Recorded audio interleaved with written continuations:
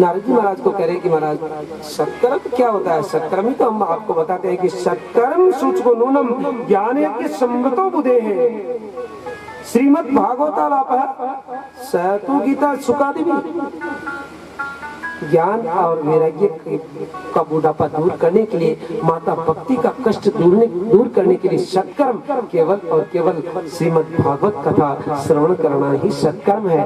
यदि ये सुना दोगे तो सब कुछ उनका दुख दूर हो जाएगा। उन्होंने कहा कि मैंने वेद मंत्र सुनाए हैं, मैंने गीता पाठ सुनाया है, फिर भी उनकी मूर्छा दूर नहीं हुई। क्या ये भागवत कथा से उनकी मूर्छा दूर हो जाएगी? हाँ हाँ, वेद मंत्र से नहीं हुआ उनका दुख दूर, परंतु नारद जी महाराज वेद तो एक वृक्ष है और भागवत उनका एक पका हुआ फल है। फल को खाया जाता है, फल में रस होता है, वृक्ष में रस नहीं होता महाराज। और वृक्ष के बिना फल भी नहीं लगता, वृक्ष के बिना फल भी नहीं लगता। ये जो वेद है ये एक वृक्ष है, वेद होने के बाद ही तो वेद रूपी वृक्ष लगा, तो उसके पका हुआ एक फल आया, वो भागवत रूपी फल है। उस भागवत रूपी फल में जो रस है वो भक्ति माता का और ज्ञान वैराग्य का बुढ़ापा दूर कर देगा, उनके कष्ट को मिटा देगा। यही सत्कर्म है। उसी समय नारद जी महाराज यजमान बनते हैं और सनकादिक ऋषि आचार्य बनते हैं, व्यासपीठ पर विराजमान होते हैं और कथा सुनाते हैं। 4 आसन लगाए गए, ज्ञान वैराग्य भक्ति और नारद जी का 4 आसन लगाए गए। ज्ञान भक्ति और ज्ञान वैराग्य को आमंत्रित किया गया कि आप आइए, आपका दुख दूर करने के लिए हमने आपका आसन लगाया है, आप कथा श्रवण कीजिए। धीरे धीरे साधु संत ऋषि महात्मा की भीड़ लग जाती है।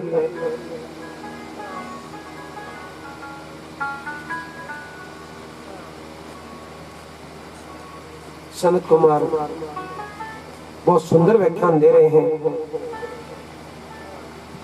उस समय में नारद जी महाराज पूछते कि महाराज मुझे एक बात बताओ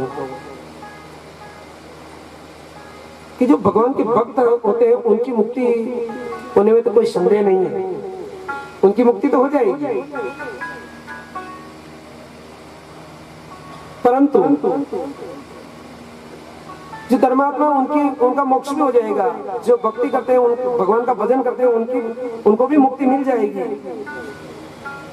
परंतु जो सत्य भाषण नहीं करते हैं, जो सदा सदा पापाचरण का काम करते हैं, जो वर्ण संकर है, जिन्होंने जीवन में पाप ही पाप किए हैं, धर्म कर्म का काम ही नहीं है उनके जीवन में,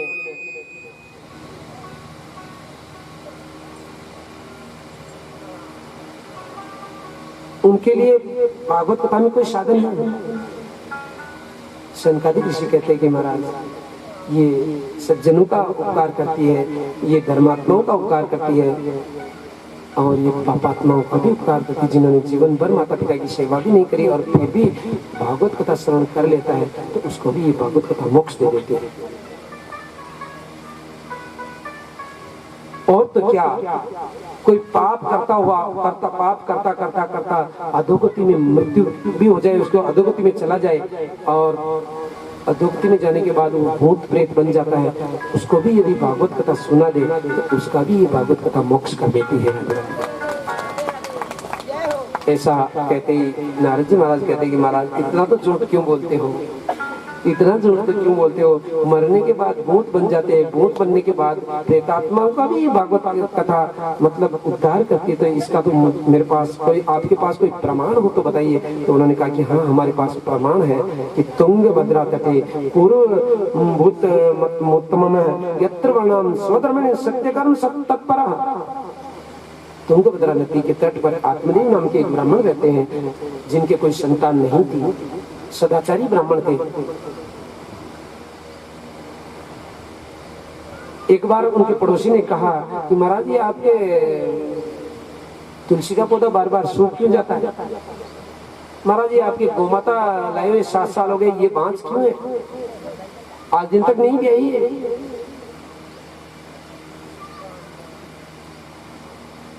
उन्होंने कहा कि महाराज मैं क्या करूं, देखो मैं हमेशा तुलसी में जल चढ़ाता हूँ, मैं गौ माता को भी मेरे पालन पोषण में मेरी कोई कमी नहीं है, फिर भी ये मतलब नहीं गई है और ये तुलसी सूख जाती है, मुझे भी पता नहीं लग रहा कि ये क्या कारण है। तो वो हमने कहा ना वाणी के बाण बहुत खतरनाक होते हैं।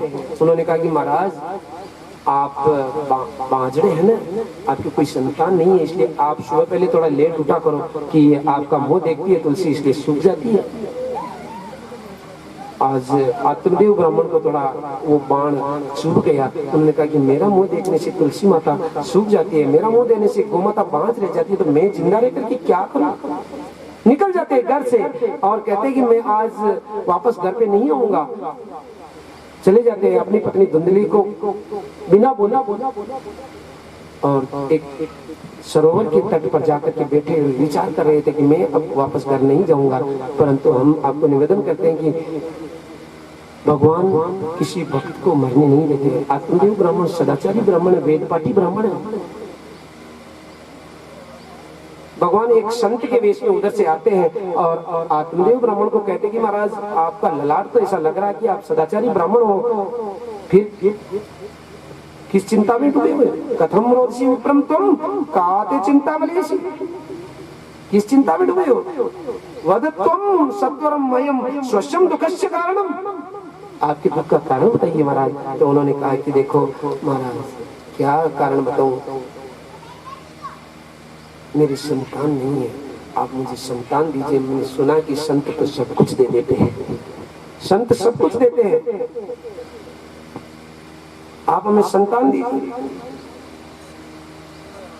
संत भगवान ने कहा कि क्या संतान संतान कर रहे हो, मैं तो आपको कहता हूं जो संतान जिनके है वो भाग्यशाली है, जिनके संतान है, जिनके संतान है वो भाग्यशाली है, परंतु जिनके संतान नहीं है वो तो महाभाग्यशाली है, उनको कोई संग्रह करने की आवश्यकता है नहीं, वो तो सदा सदा भगवान के भजन करो और भगवान के चरणारविंदों की प्राप्ति संतान वाले न जाने कब करेंगे। आप तो जिस समय में चाहो उस समय भगवान के चरणों की प्राप्ति कर सकते हो, वो महाभाग्यशाली है।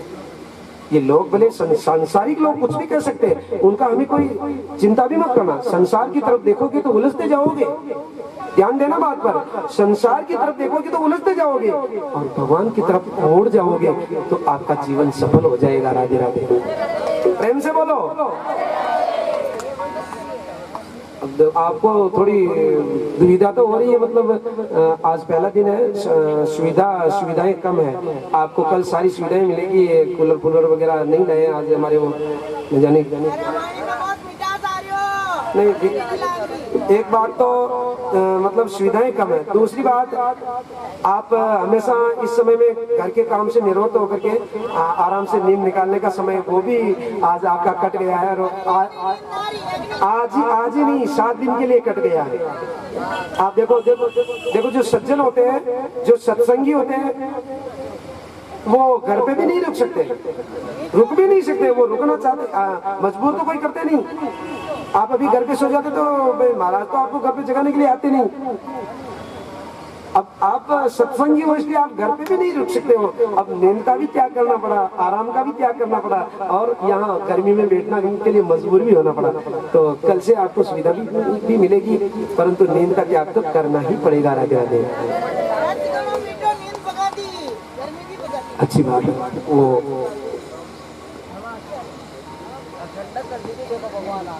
हाँ, ये तो एक भगवान की कृपा थी कि आज सुबह मौसम ऐसा था जैसे सावन का महीना हो, सुहाना मौसम था, बिल्कुल किया था।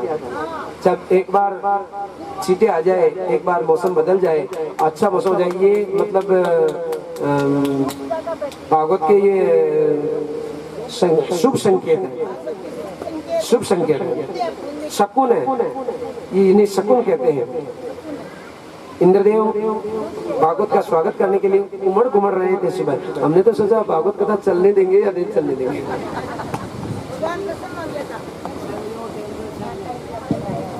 हाँ, 6 बजे का समय था शोभा यात्रा का, और 6 बजे इंद्रदेव आ गए थे, मतलब बहुत बढ़िया, हम तो खुश हुए।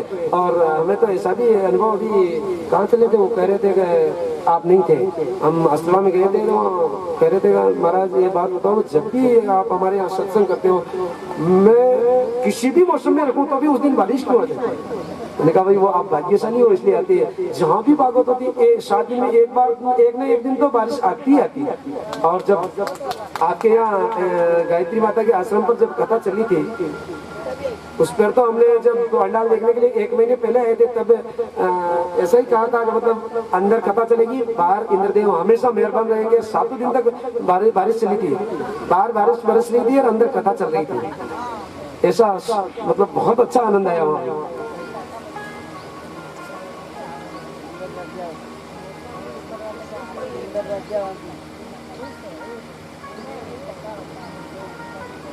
महाराज ने कहा कि अरे महाराज क्या संतान में प्रेम करते हो, संतान से प्रेम करने से कोई मतलब नहीं है, आप संतान मत करो, प्रेम करना तो मेरे प्रभु से करो। अनन्य ममता विष्णु ममता प्रेम संगता, अनन्य ममता विष्णु, ममता करो तो भगवान से करो। क्या संतान तो एक शरीर के संबंध है, शरीर छूट गया, शरीर को जला दिया तो कोई संबंध ही नहीं रहता, भूल जाते थोड़े दिनों में। ये जब तक शरीर है तब तक संबंध है, शरीर जाने के बाद आपके दादा परदादा उसके आगे कोई परिवार वाले तो जानते हो क्या? कोई जानते हो तो बता दो, हम तो नहीं जानते। हमारे दादाजी परदादाजी के बाद वो आगे का नाम जानते नहीं क्या? क्यों हमारे परिवार वाले नहीं थे क्या? है, परंतु एक शरीर का संबंध होता है, कोई जानते नहीं है, शरीर जाने के बाद भूल जाते सब। तो प्रेम करना है तो आज महाराज कह रहे कि अनन्य ममता विष्णु ममता प्रेम संगता भाव से एवं सांद्रात्मा बुद्धे प्रेमादिगद्यते। प्रेम मेरे भगवान से करो जो सदा सदा का संबंध है आत्मा का परमात्मा से, जो कभी संबंध टूटता ही नहीं। संसार में मत पड़ो, उलझो मत, शरीर का संबंध है निर्वाह करो, कर्तव्य का पालन करो, परंतु प्रेम तो मेरे भगवान से करो, आसक्ति तो मेरे भगवान से करो। परंतु उन्होंने कहा कि महाराज मुझे कथा नहीं सुननी है, कथा तो मैं स्वयं करता हूँ, मुझे तो संतान चाहिए। आज यदि तुमने मुझे संतान नहीं दी तो मैं तुम्हारे सामने आत्महत्या कर लूंगा, उसका दोष तुम्हें लगेगा, उसका दोष तुम्हें लगेगा महाराज। और उन्होंने कहा कि तुम्हारा हाथ बताइए, हाथ देखा तो उन्होंने कहा कि मैं क्या संतान दूं, इस जन्म में क्या 7 जन्म तक तुम्हारी कोई संतान लिखी ही नहीं। राधे राधे, 7 जन्म तक कोई संतान नहीं लिखी तुम्हारे, क्या संतान दो तुम्हें? नहीं दे सकता संतान। उस समय में उन्होंने कहा कि महाराज नहीं दोगे तो मरूंगा और दोष तुम्हें लगेगा। परंतु संत के सामने कोई भगवान का भक्त मर जाए, कोई ब्राह्मण मर जाए तो दोष लगता है। उन्होंने कहा कि जिद कर रहा है तो चलो कोई बात नहीं, मैं इसे संतों के हाथ में होता है सब कुछ देना, सब कुछ हाथ में होता है। संत एक अपने झोले से फल निकाल करके देते, जाओ तुम्हारी पत्नी को खिला देना, संतान हो जाएगी, संतान हो जाएगी।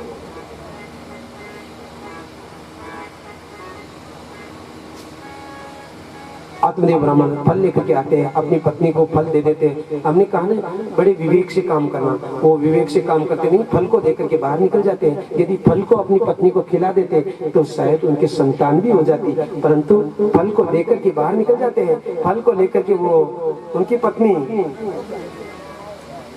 विचार करने लगती कि मैं फल को क्या करूं, फल को खाऊंगी तो मेरे गर्भ रहेगा तो मेरा शरीर बड़ा हो जाएगा तो मैं दौड़ नहीं पाऊंगी, चोर घुस गए तो मुझे पीटेंगे, प्रसव पीड़ा होगी तो मुझे दुख होगा।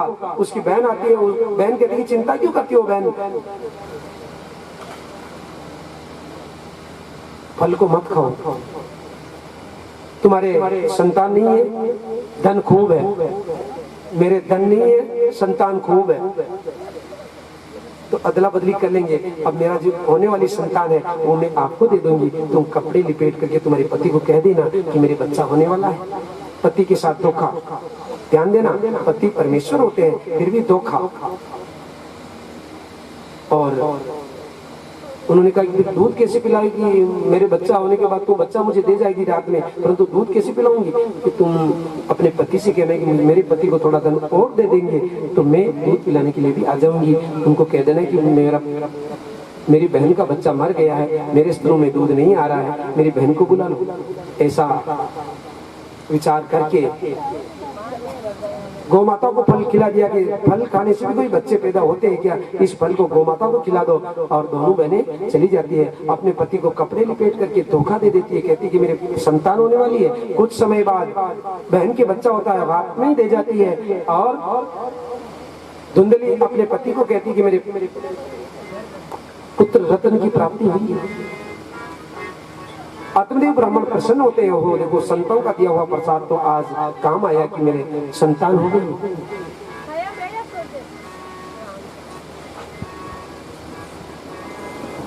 जब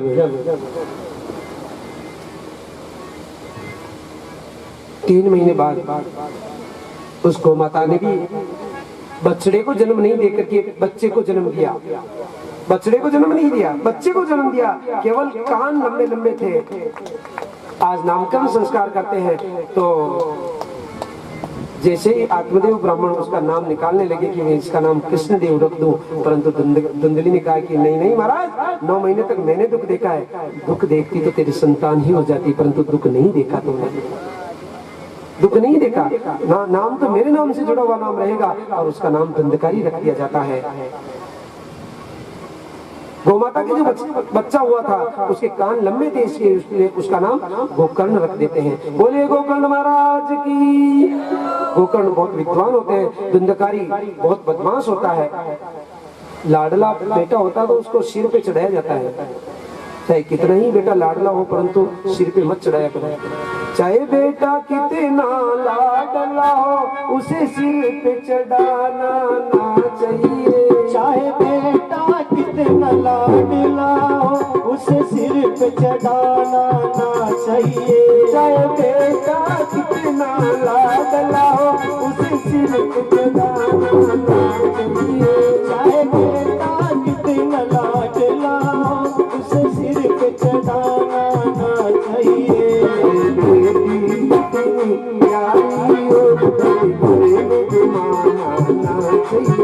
चाहे बेटी कितनी लाडली हो घर में घुमाना ना चाहिए। घर घर में घुमाना ना चाहिए, घर में घुमाना ना चाहिए। घर में घुमाना ना चाहिए, घर में घुमाना ना चाहिए।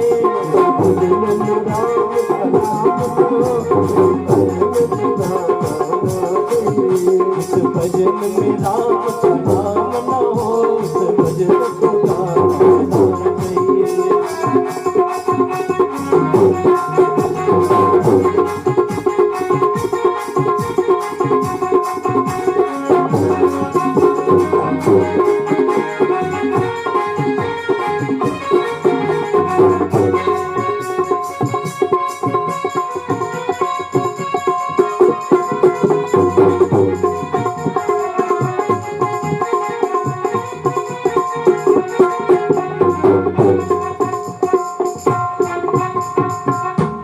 बोले वृंदावन बिहारी लाल की जय। भजन तो फिर किसी और दिन गाएंगे, आज समय बहुत कम है, पहले ही बहुत लेट कथा शुभारंभ हुई है।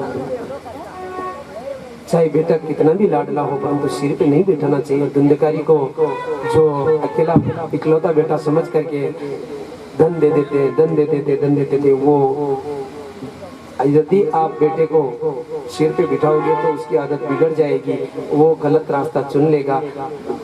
छोटी उम्र में जो रास्ता गलत चुन लेता है वो पूरे जन्म भर तक दुख पाता है, फिर उसका रास्ता बदलने में बहुत कठिनाइयाँ आती है। इसलिए जब बच्चा छोटा होता है तब भी उसको संस्कारित बनो। संस्कार भरो उसके अंदर। जब तक अच्छे संस्कार नहीं भरोगे तो उसका जीवन संकट में बन जाएगा। धंधकारी धन ले जाता है, वेश्यावृत्ति करता है, शराब पीता है, गलत रास्ते पे चल रहा है।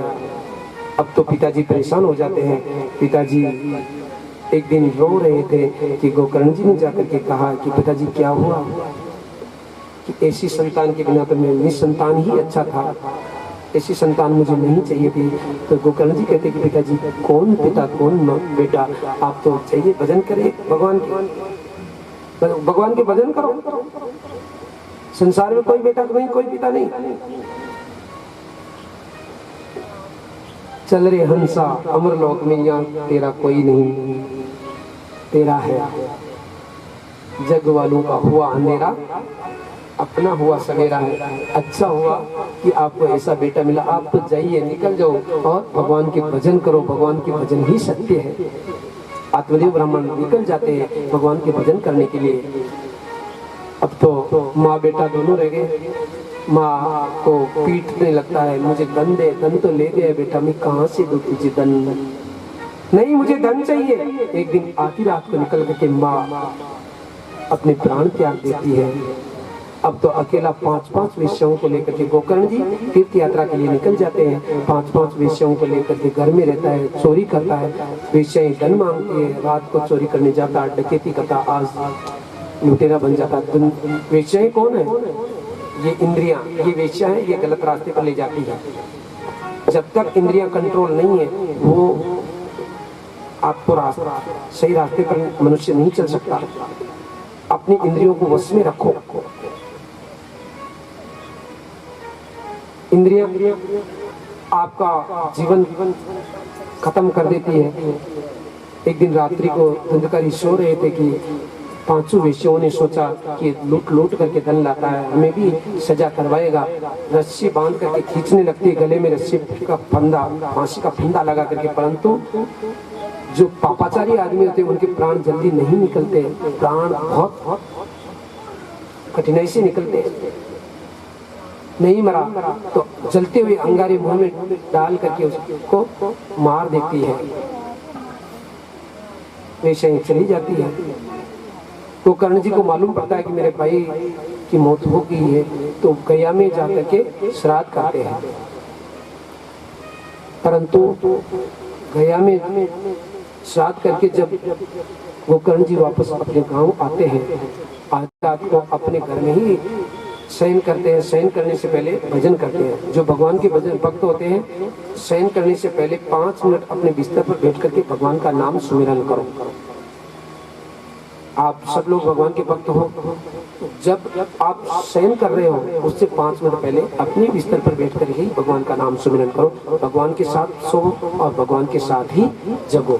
जब वापस उठो तो भी अपने हाथों में। अब कह रहे थे ना कि आपका मुंह देखते इसलिए तुलसी सूख गई। किसी का मुंह, किसी को दोष मत लगाओ, किसी का मुंह गलत नहीं है, सबका मुंह अच्छा है। केवल अपने हाथों के दर्शन करो। कराग्रे वस्ते लक्ष्मी, करमध्य सरस्वती, करमूले स्थितो ब्रह्मा, प्रभाते कर दर्शनम।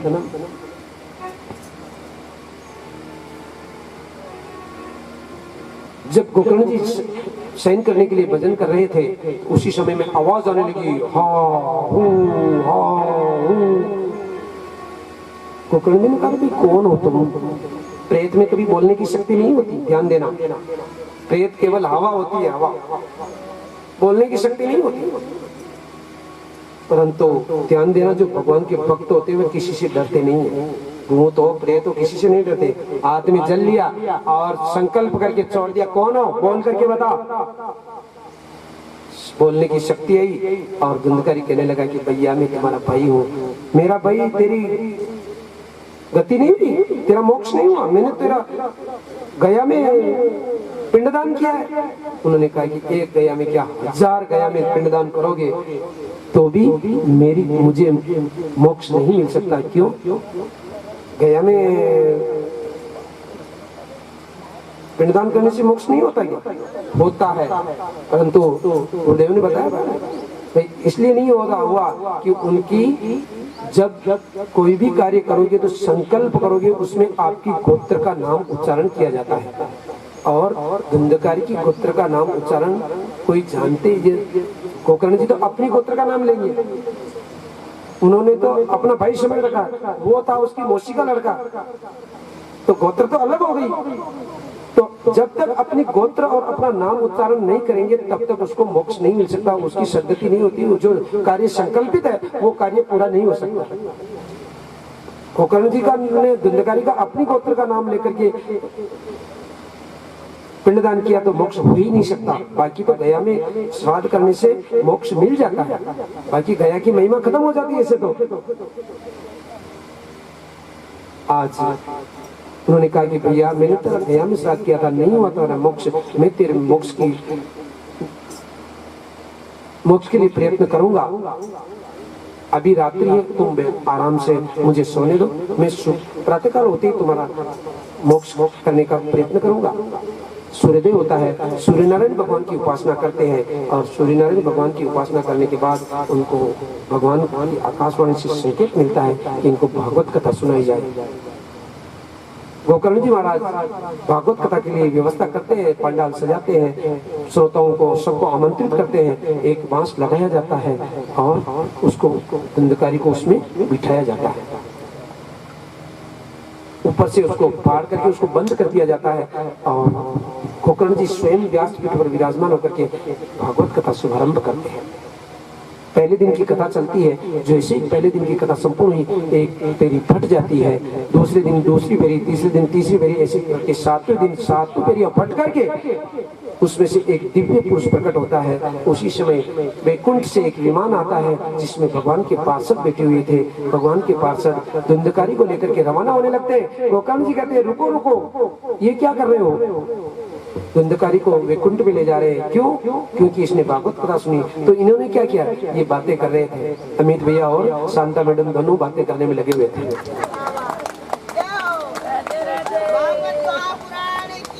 जय हो, जोर से बोलो, बोलना बोलना। जय हो, जय हो, जय हो, जय हो। उन्होंने कहा कि भागवत कथा मन लगा करके केवल और केवल धुंधकारी ने ही सुनी थी, बाकी ये सुन। भीलवाड़ा में दिन में चोरियां बहुत होती है तो घर का बहुत चिंता रहती है। मतलब हमारे गांव में तो ले जाए क्या, ले जाए क्या भाई, चोर भी घुसने वाले आते हैं तो वो देखते हैं कि भाई महाराज की तरफ बैठा तो क्यों ले जाऊं,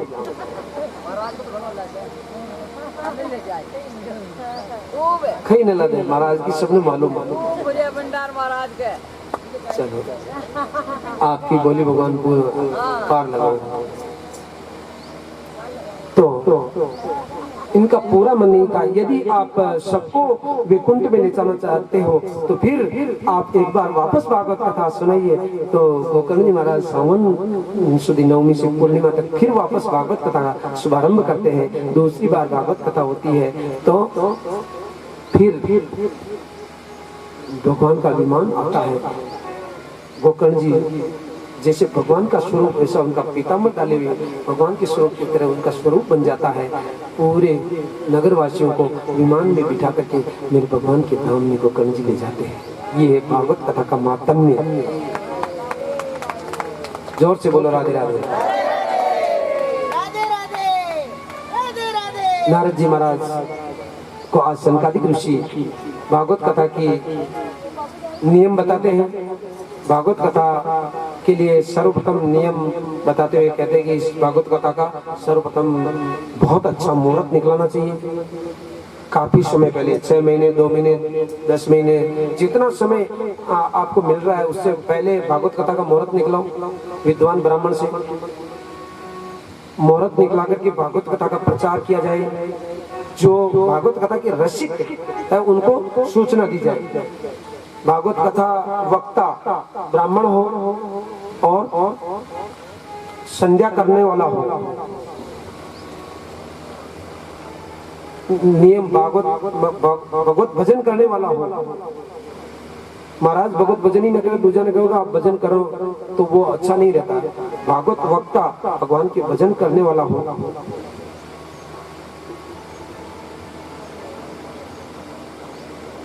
भागवत कथा सुनते समय 7 दिन तक शुद्ध शाकाहारी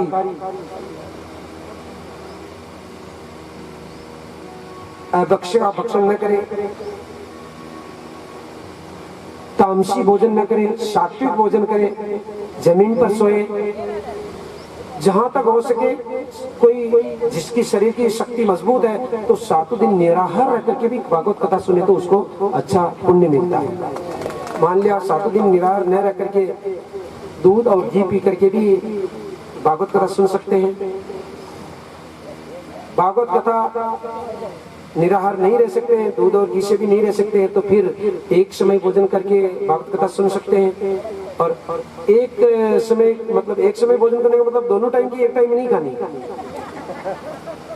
महाराज ने कहा भाई एक टाइम खानी तो मतलब 4 रोटी सुबह की और 4 शाम की, दोनों 8 रोटी खा करके फिर भागवत सुनेंगे तो फिर वो अच्छा नहीं रहता। मतलब एक समय भोजन करें, अल्पाहार करें।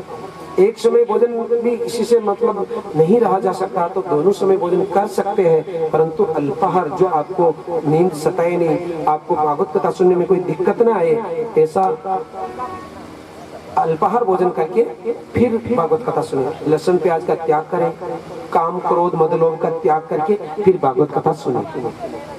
भागवत कथा सुनते और सुनाते समय क्रोध न करें। अमित भैया बहुत क्रोध करते हैं, मतलब तो उनको अब कहाँ गए अमित भैया? अब चले गए। वो रहते तो उनको बताते हैं मतलब क्रोध नहीं करना है। हाँ, 7 दिन में क्रोध चला जाए।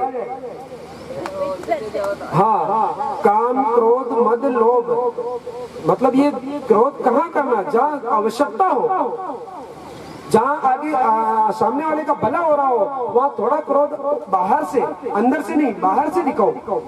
अंदर तो क्रोध की अग्नि जाने देना ही नहीं, बाहर से क्रोध। भागवत कथा सुनते समय ब्रह्मचर्य का पालन करो। भागवत कथा सुनने वाले और सुनाने वाले दीक्षित होना चाहिए। बिना दीक्षित भी भागवत कथा का पुण्य नहीं मिलता है। सत्संग का पुण्य दीक्षित होने पर ही मिलता है। दीक्षित का मतलब सब जानते हैं। हाँ, जो नहीं जानते तो भी आपने सुन लिया। बिना गुरु के सत्संग का पुण्य किसी को नहीं मिलता। आप भगवान के भजन करते हैं, आप भगवान के जल चढ़ाते हैं, भगवान की भक्ति करते हैं, परंतु आपके गुरु नहीं है, आपके पास गुरु मंत्र नहीं है, तो फिर आपकी भक्ति पूर्ण नहीं हो सकती, उसका फल नहीं मिलता।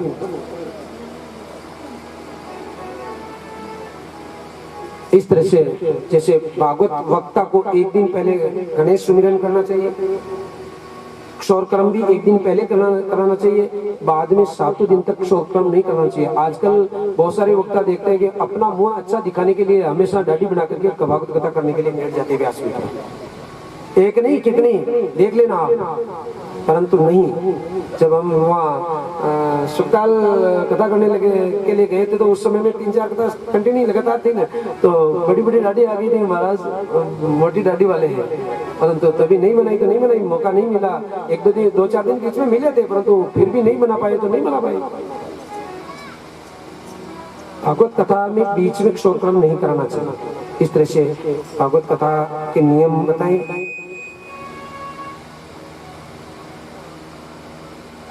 उसी समय भक्ति माता का दुख दूर हो जाता है, ज्ञान और वैराग्य का बुढ़ापा दूर हो जाता है। वहाँ प्रहलाद जी प्रकट हो जाते हैं, ताली बजाने लगते हैं, उद्धव जी कांसा बजाने लगते हैं, देवराज इंद्र मृदंग बजाने लगते हैं, सनकादिक ऋषि जय जयकार की ध्वनि करने लगते हैं, जितने संत थे वो सब नृत्य करने लगते हैं। और मेरे भोले बाबा कैलाश पर्वत से नहीं रह जाता, उनसे माता पार्वती सहित वहाँ आ जाते हैं और डम डम डम डम डम डमरू बजाते हुए आज भागवत कथा का सम्मान करने के लिए प्रकट हो जाते हैं। और जब भोलेनाथ ही आ जाते हैं तो फिर मेरे वैकुंठ बिहारी से नहीं रह जाता और साक्षात प्रकट हो जाते हैं वैकुंठ बिहारी। वैकुंठ बिहारी प्रकट होकर के कहते हैं कि बोलो तुम क्या वरदान मांगना चाहते हो, मैं तुम जो मांगोगे मैं तुम्हें देने के लिए तैयार हूँ। राधे राधे। जब सभी भक्तों ने कहा कि प्रभु हमें और कुछ नहीं चाहिए, केवल और केवल जहाँ आपकी भागवत कथा चले, वहाँ जिस तरह से आज आप प्रकट हुए उस तरह से आप प्रकट होकर के मेरे भक्तों का उपकार करते रहना। राधे राधे। मेरे भगवान सबको तथास्तु कहकर के वरदान देते हैं और अंतर ध्यान हो जाते हैं। 2 मिनट का संकीर्तन करते हुए भागवत कथा की प्रथम श्रृंग की ओर प्रवेश करते हैं।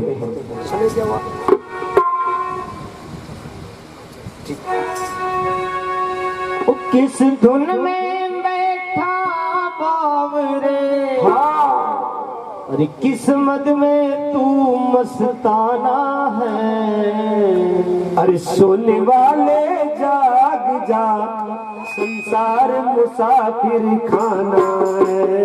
सोने वाले जाग जा, संसार मुसाफिर खाना है। जय हो। इस धुन में बेटा बावरे हो, इस धुन में बेटा बावरे, इस मद में तू मस्ताना है। सोने वाले जाग जा संसार मुसाफिर खाना है।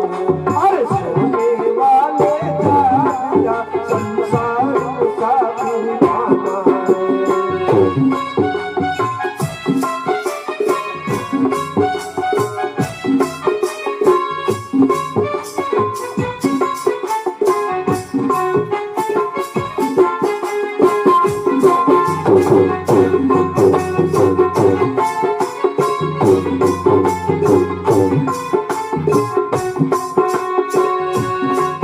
और क्या लेकर आया था जग में, फिर क्या लेकर जाएगा। हर क्या लेकर आया था जग में, फिर क्या लेकर जाएगा। क्या लेकर आया था जग में, फिर क्या लेकर जाएगा। हर क्या लेकर आया था जग में, फिर क्या लेकर जाएगा।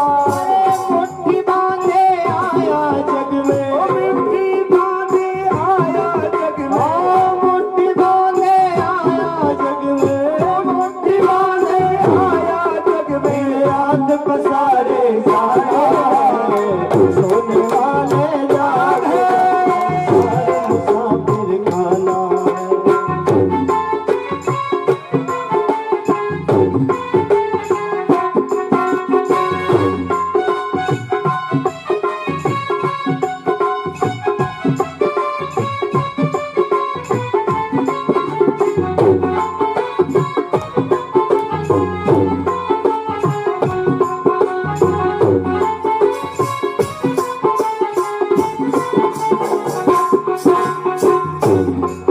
कोई आज गया कोई कल गया, कोई कुछ दिनों में जाएगा। कोई आज गया कोई कल गया, कोई कुछ दिनों में जाएगा। कोई आज गया कोई कल गया, कोई कुछ दिनों में जाएगा।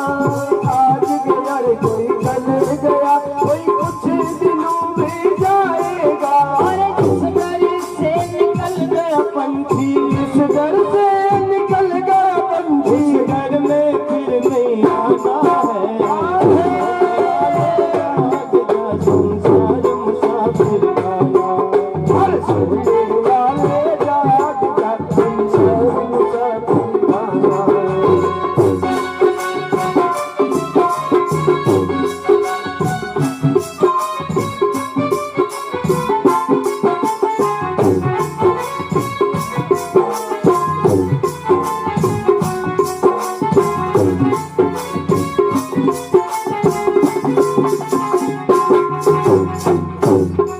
सुत मात पिता बंधु नारी धन धाम यही रह जाएगा। मात पिता बंधु नारी धन धान्य यही रह जाएगा। मात पिता बंधु नारी धन धाम यही रह जाएगा। मात पिता बंधु नारी धन धान्य यही रह जाएगा। थोड़े दिनों की यारी है, थोड़े दिनों की यारी है, फिर अपना कौन में गाना है। दीवाने जाग जा संसार मुसाफिर खाना है। हर सोने वाले जाग जा संसार मुसाफिर खाना है।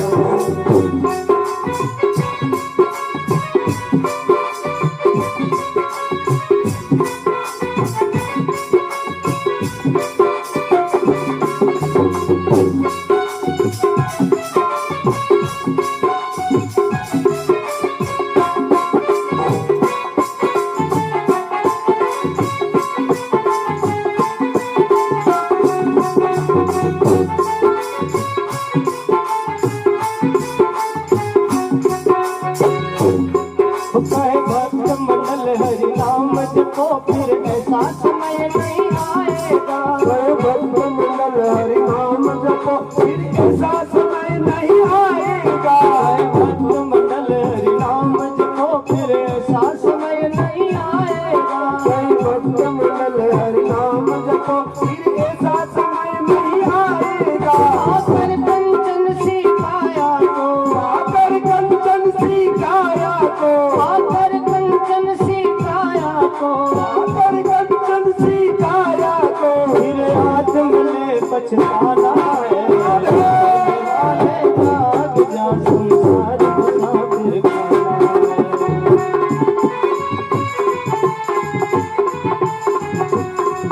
अरे किस धुन में मैं क्या पावे, इस धुन में मैं क्या पावे, किस धुन में तू मस्ताना है। सोने वाले जाग जा संसार मुसाफिर खाना है। आके वाले भाग जा संसार मुसाफिर खाना है। ओ सोने वाले जाग जा संसार मुसाफिर खाना है। बोले वृंदावन में हरि लाल की जय। अरे सोने वाले जाग जा संसार मुसाफिर खाना है। मुसाफिर खाना किसे कहते हैं? जहाँ रुका नहीं जाता, आए और चले गए। मुसाफिर वो है आज आए कल जाना है। सोए हुए नहीं रहना है। सोते रहने से कोई फायदा नहीं होता। सोने वाले जाग जाओ। सोने का मतलब जिन्होंने अब तक भजन नहीं किया है वो अब तक सो ही रहे हैं। जिन्होंने भगवान का भजन नहीं किया, मनुष्य जीवन लेकर के मनुष्य जन्म मिला तो मनुष्य जन्म तो 84 लाख योनि में बहुत दुर्लभ है। मेरे भगवान ने आपको मनुष्य जन्म दिया है तो फिर सोते मत रहो। सोते रहने का मतलब खूब धन कमा रहे हो, खूब रात दिन भी आप आंख भी बंद नहीं कर रहे हो, परंतु फिर भी सो रहे हो, फिर भी सो रहे हो। जो भगवान का नाम नहीं जप रहे हो वो सोए हुए ही है। अब भी जाग जाओ, समय है, अब भी जग जाओ और मेरे भगवान का नाम सुमिरन करो। प्रथम स्कंद में प्रवेश करते हुए वापस फिर एक बार सत्य की वंदना करी है। जन्मा त्यश्चयतो अनुयादि कराश्चार्थे शुभेश्य स्वराट है तेने ब्रह्मम हृदयाय आदि कवे मुयंति सूर्य तेजो वारिमलम यथा विनिमयो यत् त्रिसर्गो अमृषः दाम्ना स्वयं सदा निरस्तमुखम सत्यम परम धीमहि। सत्यम परम धीमहि, सत्य ही भगवान है। सत्य के रास्ते से कभी हटो मत। सत्यम परम धीमहि, सत्य। तुलसीदास जी ने भी कहा है कि धर्म न दूसर अरे सत्य समाना, सत्य समाना आगम निगम पुराण बखाना।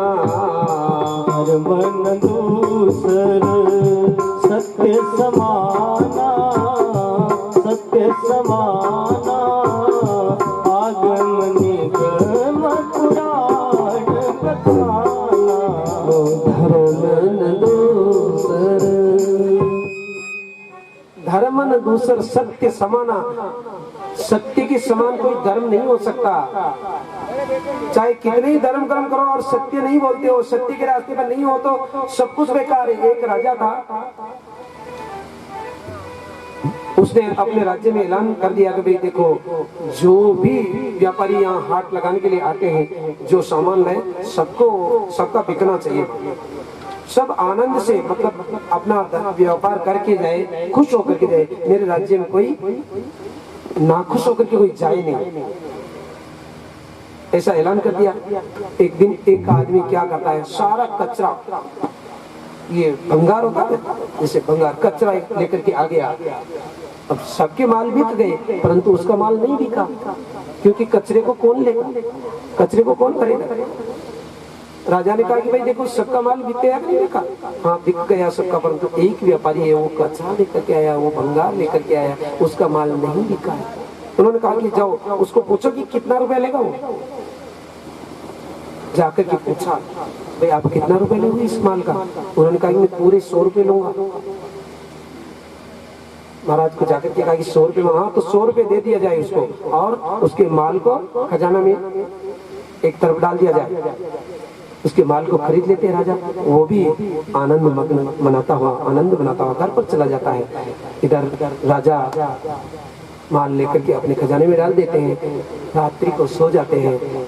स्वप्न आता है रात्रि में उनको। तो क्या होता है, सुबह सुबह के समय में स्वप्न आ रहा है कि एक तरुणी, एक स्त्री उनके घर से निकल करके जा रही है, उनके घर से निकल करके जा रही है। तो राजा ने कहा कि ओ माता, तुम कौन हो, तुम कहाँ जा रही हो? उन्होंने कहा कि मैं लक्ष्मी हूँ, मैं अब तुम्हारे घर नहीं रह सकती क्योंकि तुम्हारे घर में कचरा भरने लग गए हो। मैं कचरे में नहीं रह सकती, मैं गंदगी में नहीं रह सकती। मैं इतने दिन तुम्हारे यहाँ निवास कर रही थी, परंतु अब मैं तुम्हारे घर पर नहीं रह सकती, मैं जा रही हूँ और चली जाती। दूसरे दिन फिर सो रहे थे, दूसरे दिन फिर सो रहे थे, तो फिर स्वप्न आया कि दो माताएं फिर और निकल करके जा रही। ओ माताएं, तुम कौन हो, तुम कहाँ जा रही हो? उन्होंने कहा कि हम रिद्धि और सिद्धि हैं। जब यहाँ लक्ष्मी नहीं रहती है तो हम वहाँ नहीं रह सकते, हम भी जा रही है। ये कह करके, अरे रुको रुको, नहीं रुकेंगी, जहाँ लक्ष्मी नहीं रहती हम वहाँ हम भी नहीं रह सकती। रिद्धि सिद्धि भी चली जाती है। तीसरे दिन फिर स्वप्न आता है, तो एक पुरुष उनके घर से निकल करके जा रहा था। उन्होंने कहा कि ओह भैया, आप कौन हो, आप कहाँ जा रहे हो? उन्होंने कहा कि मैं सत्य हूँ और मैं भी जहाँ लक्ष्मी नहीं होती, जहाँ भगवान नहीं होते, जहाँ रिद्धि सिद्धि नहीं होती, वहाँ मैं भी नहीं रहना चाहता, मैं भी जा रहा हूँ। तो वो राजा उठ करके उस पुरुष के चरण पकड़ लेता है और चरण पकड़ के कहता है कि देखो, वो भले चले गए परंतु मैं तुम्हें नहीं जाने दूंगा, नहीं जाने दूंगा, नहीं जाने दूंगा। चरण पकड़ लेते हैं और कहते हैं कि मुझे तुम नहीं जाने दोगे। और उन्होंने सत्य को नहीं जाने दिया, सत्य को पकड़ लिया। और जैसे ही सत्य को पकड़ा कि दूसरे दिन रिद्धि सिद्धि भी वापस आ जाती है, लक्ष्मी भी उनके घर वापस आ जाती है। वो जैसा आनंद था वैसा वापस आनंद हो जाता है। तो जो आप सत्य को नहीं छोड़ोगे तो भगवान आपको छोड़ करके कभी नहीं जा सकते। राधे राधे। आपने सत्य को नहीं छोड़ा तो भगवान नहीं जा सकते, और भगवान नहीं जा सकते तो लक्ष्मी भी उनको छोड़ करके नहीं जा सकती। लक्ष्मी नहीं जाएगी तो रिद्धि सिद्धि आपके ऊपर सदा कृपा बनाई रखेगी। राधे राधे। बस आपको सत्य को नहीं छोड़ना है। अरे सधर्मन दूसर सत्य समाना, सत्य समाना, आगम निगम पुराण बखाना। धर्मन दूसर सत्य समाना, सत्य समाना, आगम निगम पुराण बखाना। धर्मन दूसर।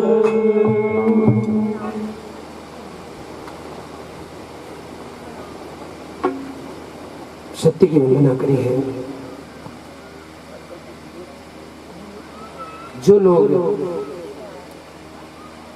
सत्य पर चलते हैं, भगवान की कथाएं सुनते। अब आप अपने यहाँ जैसी कथा चल रही है, लोग कह देते हो खूब कथा सुन रखी, तो फिर कथा का रस उन्होंने नहीं समझा है। सदा ध्यान दो, भगवान का नाम संकीर्तन चाहे किसी भी रूप में चले, कहाँ कहीं भी चले, परंतु भगवान के नाम पर कभी ऐसी अनर्गल बातें मत करो। कथाएं भगवान की सब अच्छी होती है, नाम भगवान का सब अच्छा होता है। जिन्होंने कह दिया कि भाई मैंने खूब कथा सुन ली, तो उन्होंने कथा सुनी नहीं। क्योंकि रामचरित जी सुनत गाई, रस विशेष जाना तिन नाई। रामचरित जी सुनत गाई, रस विशेष जाना तिन नाई। रामचरित जी सुनत गाई, रस विशेष जाना तिन नाई। रामचरित जी सुनत गाई, रस विशेष जाना तिन नाई। जिन हरि कथा सुनहि नहीं काना, ब्रह्मानंद आई भवन समाना। जिन हरि कथा सुनहि में गाना श्रवण रंध्र अहि भवन समाना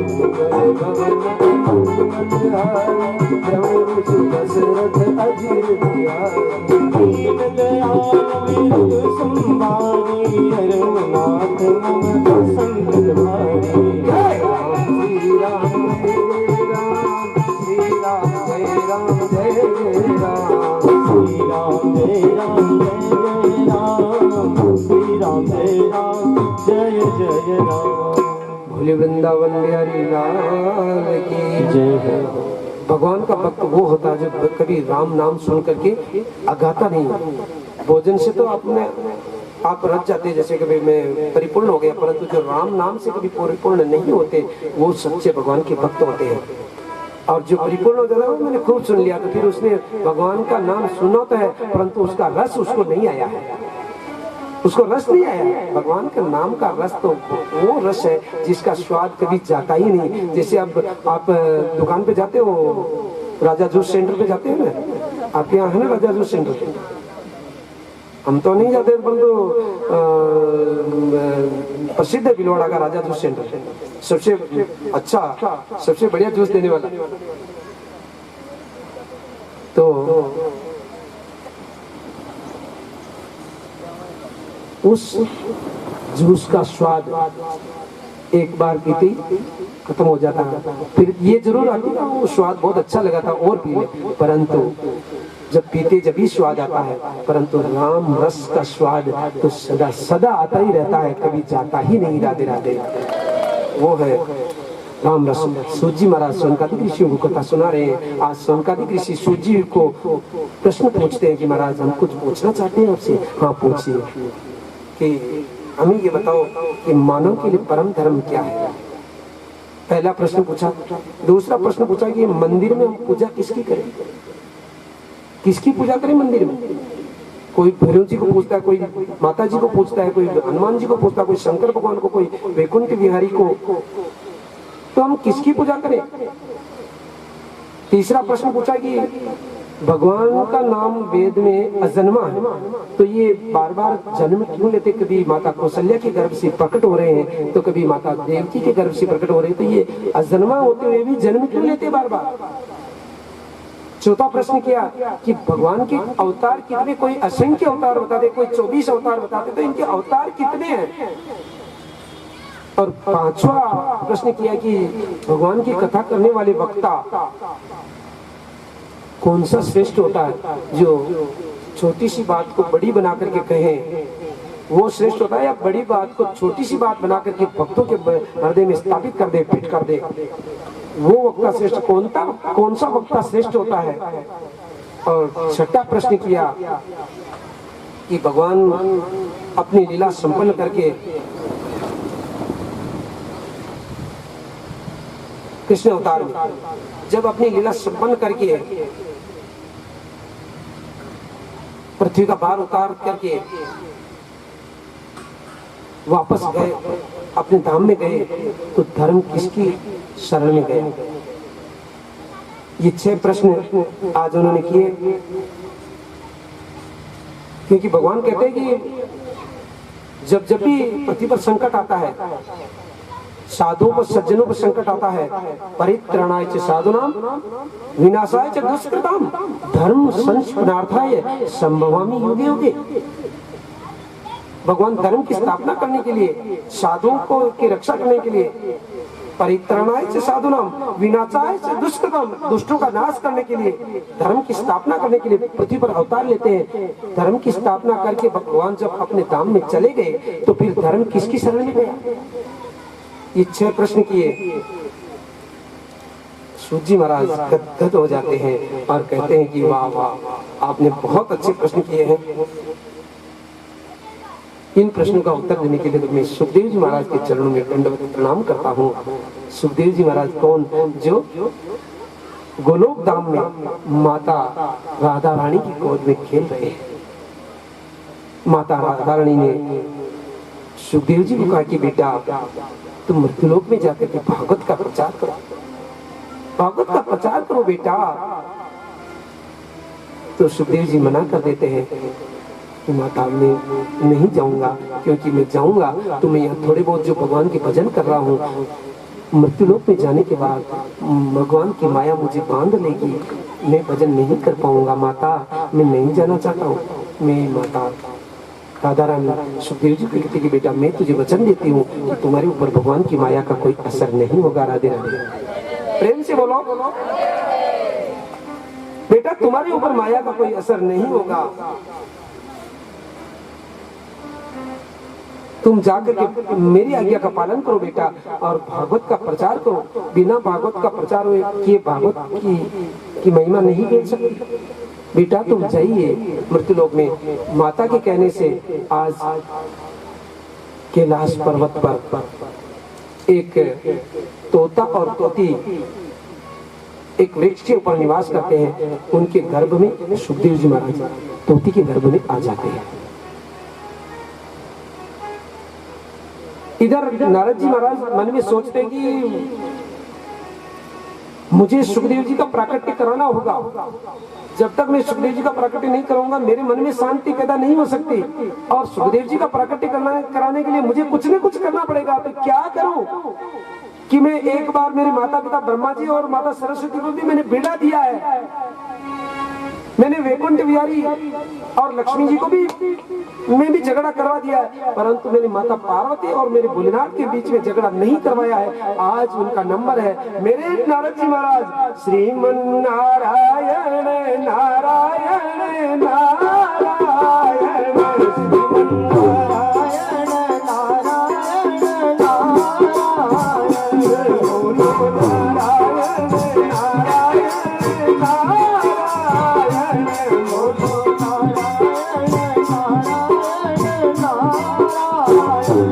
नारायण हरि नारायण नारायण नारायण हरि नारायण नारायण नारायण ओ लक्ष्मी नारायण नारायण नारायण लक्ष्मी नारायण नारायण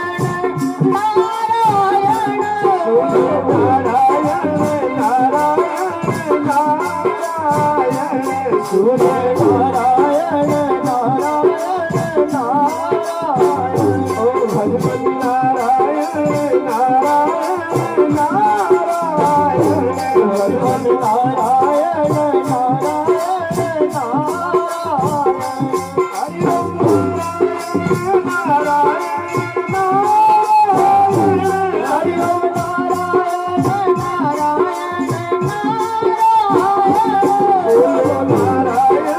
नारायण नारायण बोलो नारायण नारायण नारायण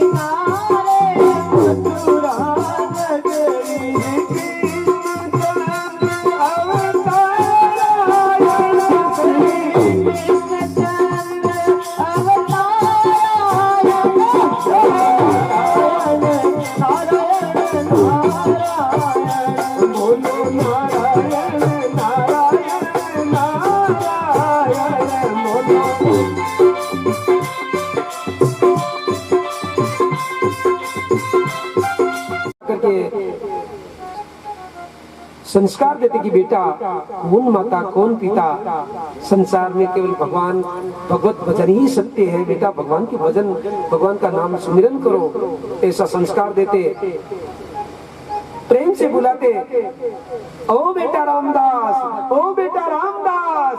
रामदास दौड़ करके, नारद जी महाराज का नाम रामदास था, रामदास संतों ने संत पुकारते थे रामदास के नाम से, संतों के पास दौड़ करके रामदास आता, उनके गोद में बैठ जाता। एक दिन संत कह रहे थे कि हम जाएंगे बेटा, चतुर्मास पूरा हो गया है। तो नारद जी महाराज कहते हैं कि मैंने कहा कि नहीं, मैं भी चलूंगा आपके साथ में। ये बात उनकी माता सुन लेती है और माता संतों के चरणों में आकर के कहती है कि महाराज आप मेरे इकलौता बेटा है, मेरे बुढ़ापे का सहारा है, आप मेरे सहारे को मत छुड़ाइए, आप मेरे बेटे को मत ले जाइए, आप मेरे बेटे को मेरे से अलग मत कीजिए महाराज, मैं मेरा जीवन कैसे निकालूंगी, मेरा एक ही सहारा है, मेरा बेटा मेरा एक बुढ़ापे का सहारा है, मत तोड़िए मेरा सहारा। संतों ने कहा कि बेटा तुम नहीं चलोगे मेरे साथ? उन्होंने कहा कि नहीं चलूंगा। नहीं, तुम्हारी माता की सेवा करना बेटा। नहीं, आपने ही तो कहा था कि कौन माता कौन बेटा। नहीं नहीं बेटा, हमने ये भी कहा था कि मातृ देवो भव, पितृ देवो भव, आचार्य देवो भव, ये भी तो कहा था बेटा हमने। जब तक माता पिता है तब तक संत बनने की आवश्यकता नहीं। राधे राधे। हर एक मनुष्य को अपने कर्तव्य का पालन करना चाहिए, ध्यान देना बात बात। हर एक जिसने जन्म लिया है अपने कर्तव्य का पालन करना चाहिए। कर्तव्य क्या होते हैं? माता पिता की सेवा करना, भगवान की पूजा करना, भगवान का नाम सुमिरन करना, अपने परिवार का पालन करना, ये हर एक मनुष्य का कर्तव्य होता है। अपने माता पिता का की सेवा पूरी हो जाए, माता पिता स्वर्ग भगवान के धाम में चले जाए, अपने पुत्र बेटे बेटी जो भी है उनका संस्कार हो जाए, वो अपने पैरों पर खड़े हो जाए, उसके बाद आप भगवत भजन करने के लिए चले भी जाओ तो कोई दिक्कत नहीं, और बाकी नहीं भी जाओ तो घर में रहते हुए भी संन्यास आश्रम धारण कर सकते हैं। अपने घर में रहते हुए भी सब कुछ त्याग की भावना मन में रख करके, अपना कुछ नहीं समझ करके भगवान के भजन करो तो वही संन्यास है घर में। तो बेटा तुम जब तक तुम्हारी माता है तब तक तुम यहीं रहोगे, और जब तुम्हारी माता नहीं रहे तो तुम फिर भगवान के भजन करने के लिए तुम्हारी इच्छा हो जा निकल जाना। और संत जाते हुए आज नारद जी महाराज को मंत्र दे जाते हैं कि बेटा तुम इस मंत्र का जप करना। और कौन सा मंत्र दिया? ओम नमो भगवते वासुदेवाय, ओम नमो भगवते वासुदेवाय, ओम नमो भगवते वासुदेवाय, ओम नमो भगवते वासुदेवाय, ओ वासुदेवाय प्रभु वासुदेवाय, वासुदेवाय प्रभु वासुदेवाय, ओम नमो भगवते वासुदेवाय, ओम नमो भगवते वासुदेवाय, ओम नमो भगवते वासुदेवाय। ओम नमो भगवते वासुदेवाय।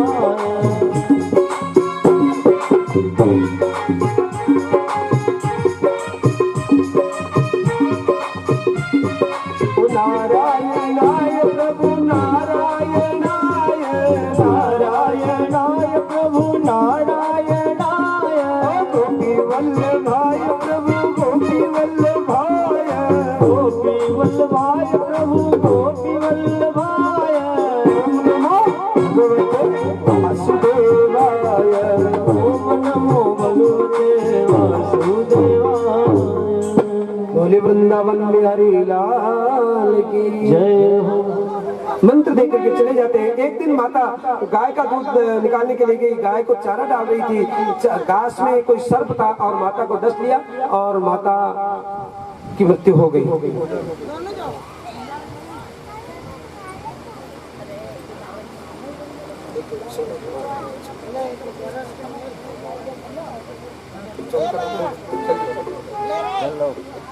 दो मिनट खड़े रहो, आ रहे हैं, संकल्प करेंगे। आराम से कर लो। है मान गए पैसा लो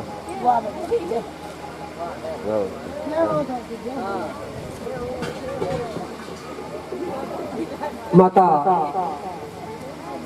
भगवान के धाम में चली जाती है। नारद जी की आंखों से आंसू आते हैं, एक आंख से गर्म आंसू आते हैं, दूसरी आंख से ठंडे आंसू आते हैं। ये कारण था कि नारद जी महाराज की माता का जाने का बहुत दुख था, इसलिए एक आंख से गर्म आंसू आए, दूसरी आंख से ठंडो आंसू। ये बताते हैं कि आज मेरी माता भगवान के धाम में चले गई, अब मुझे भगवान के नाम से रोकने वाला कोई नहीं है। अब मैं जंगल में जाऊंगा और मेरे भगवान का नाम सुमिरन करूंगा। नारद जी महाराज कहते हैं कि मैं भगवान का नाम लेने के लिए जंगल में चला गया, आचमन करके भगवान का नाम सुमिरन करने लगा, ओम नमो भगवते वासुदेवाय रखने लगा।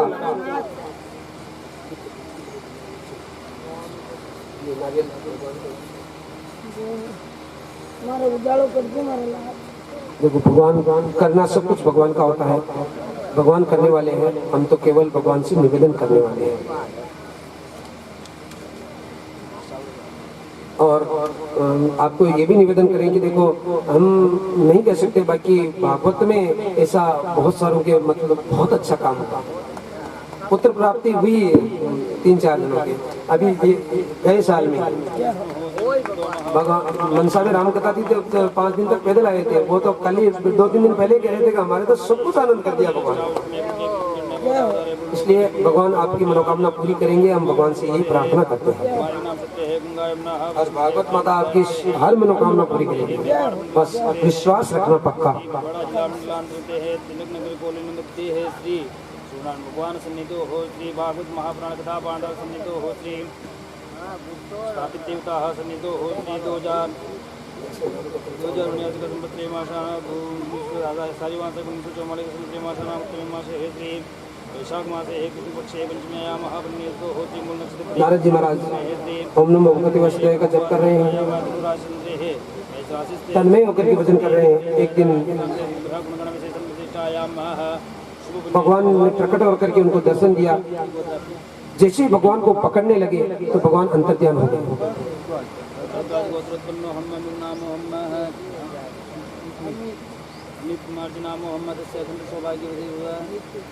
जो देवी नामो हम महात्मा है स्मृति स्मृति प्राणों को वेदों को शास्त्रों को पुण्य प्राप्त कायिक वाचिक मानसिक सांदर्भिक सर्वविध पीड़ा निवारण धर्म काम मोक्ष चतुर्विध द्वारा श्री शुभ प्राप्त्यर्थम पुत्र प्राप्ति निमित्त पुत्र प्राप्त्यर्थम शांता सिद्ध्यर्थम शुभ प्राप्त्यर्थम च कृष्णार्पणमस्तु। बोलो श्री चार भुजानाथ की। आप सभी लोग भगवान के दोग लगा करके प्रार्थना कर दो कि भगवान इनकी मनोकामना पूरी करनी। आपकी दोग लगाओ दोनों, नीचे बैठ लगाओ ना रे।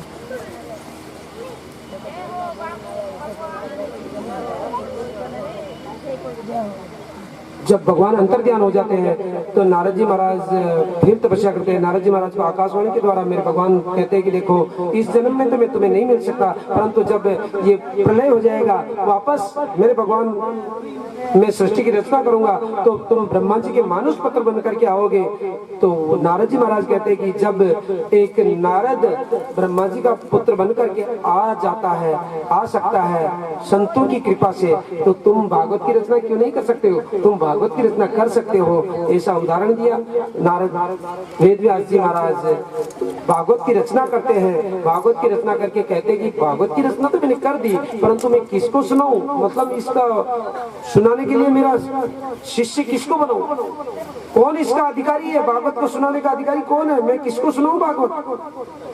उन्होंने दूसरे लोगों के द्वारा ऋषि मुनियों ने कहा कि आपका पुत्र इसका अधिकारी है, वो इसको उनको सुनाओगे तो भागवत का प्रचार करेगा। उन्होंने कहा कि मेरा पुत्र तो जंगल में चला गया कि वो तपस्या कर रहा है, वहां शिष्यों को भेजा, शिष्य जाकर के वेदव्यासी ने एक श्लोक लेकर के भेजा, जाओ मेरे पुत्र को ये श्लोक सुना देना और उनको कहना कि आप भागवत का के अधिकारी हो और भागवत सुनने के लिए चलिए।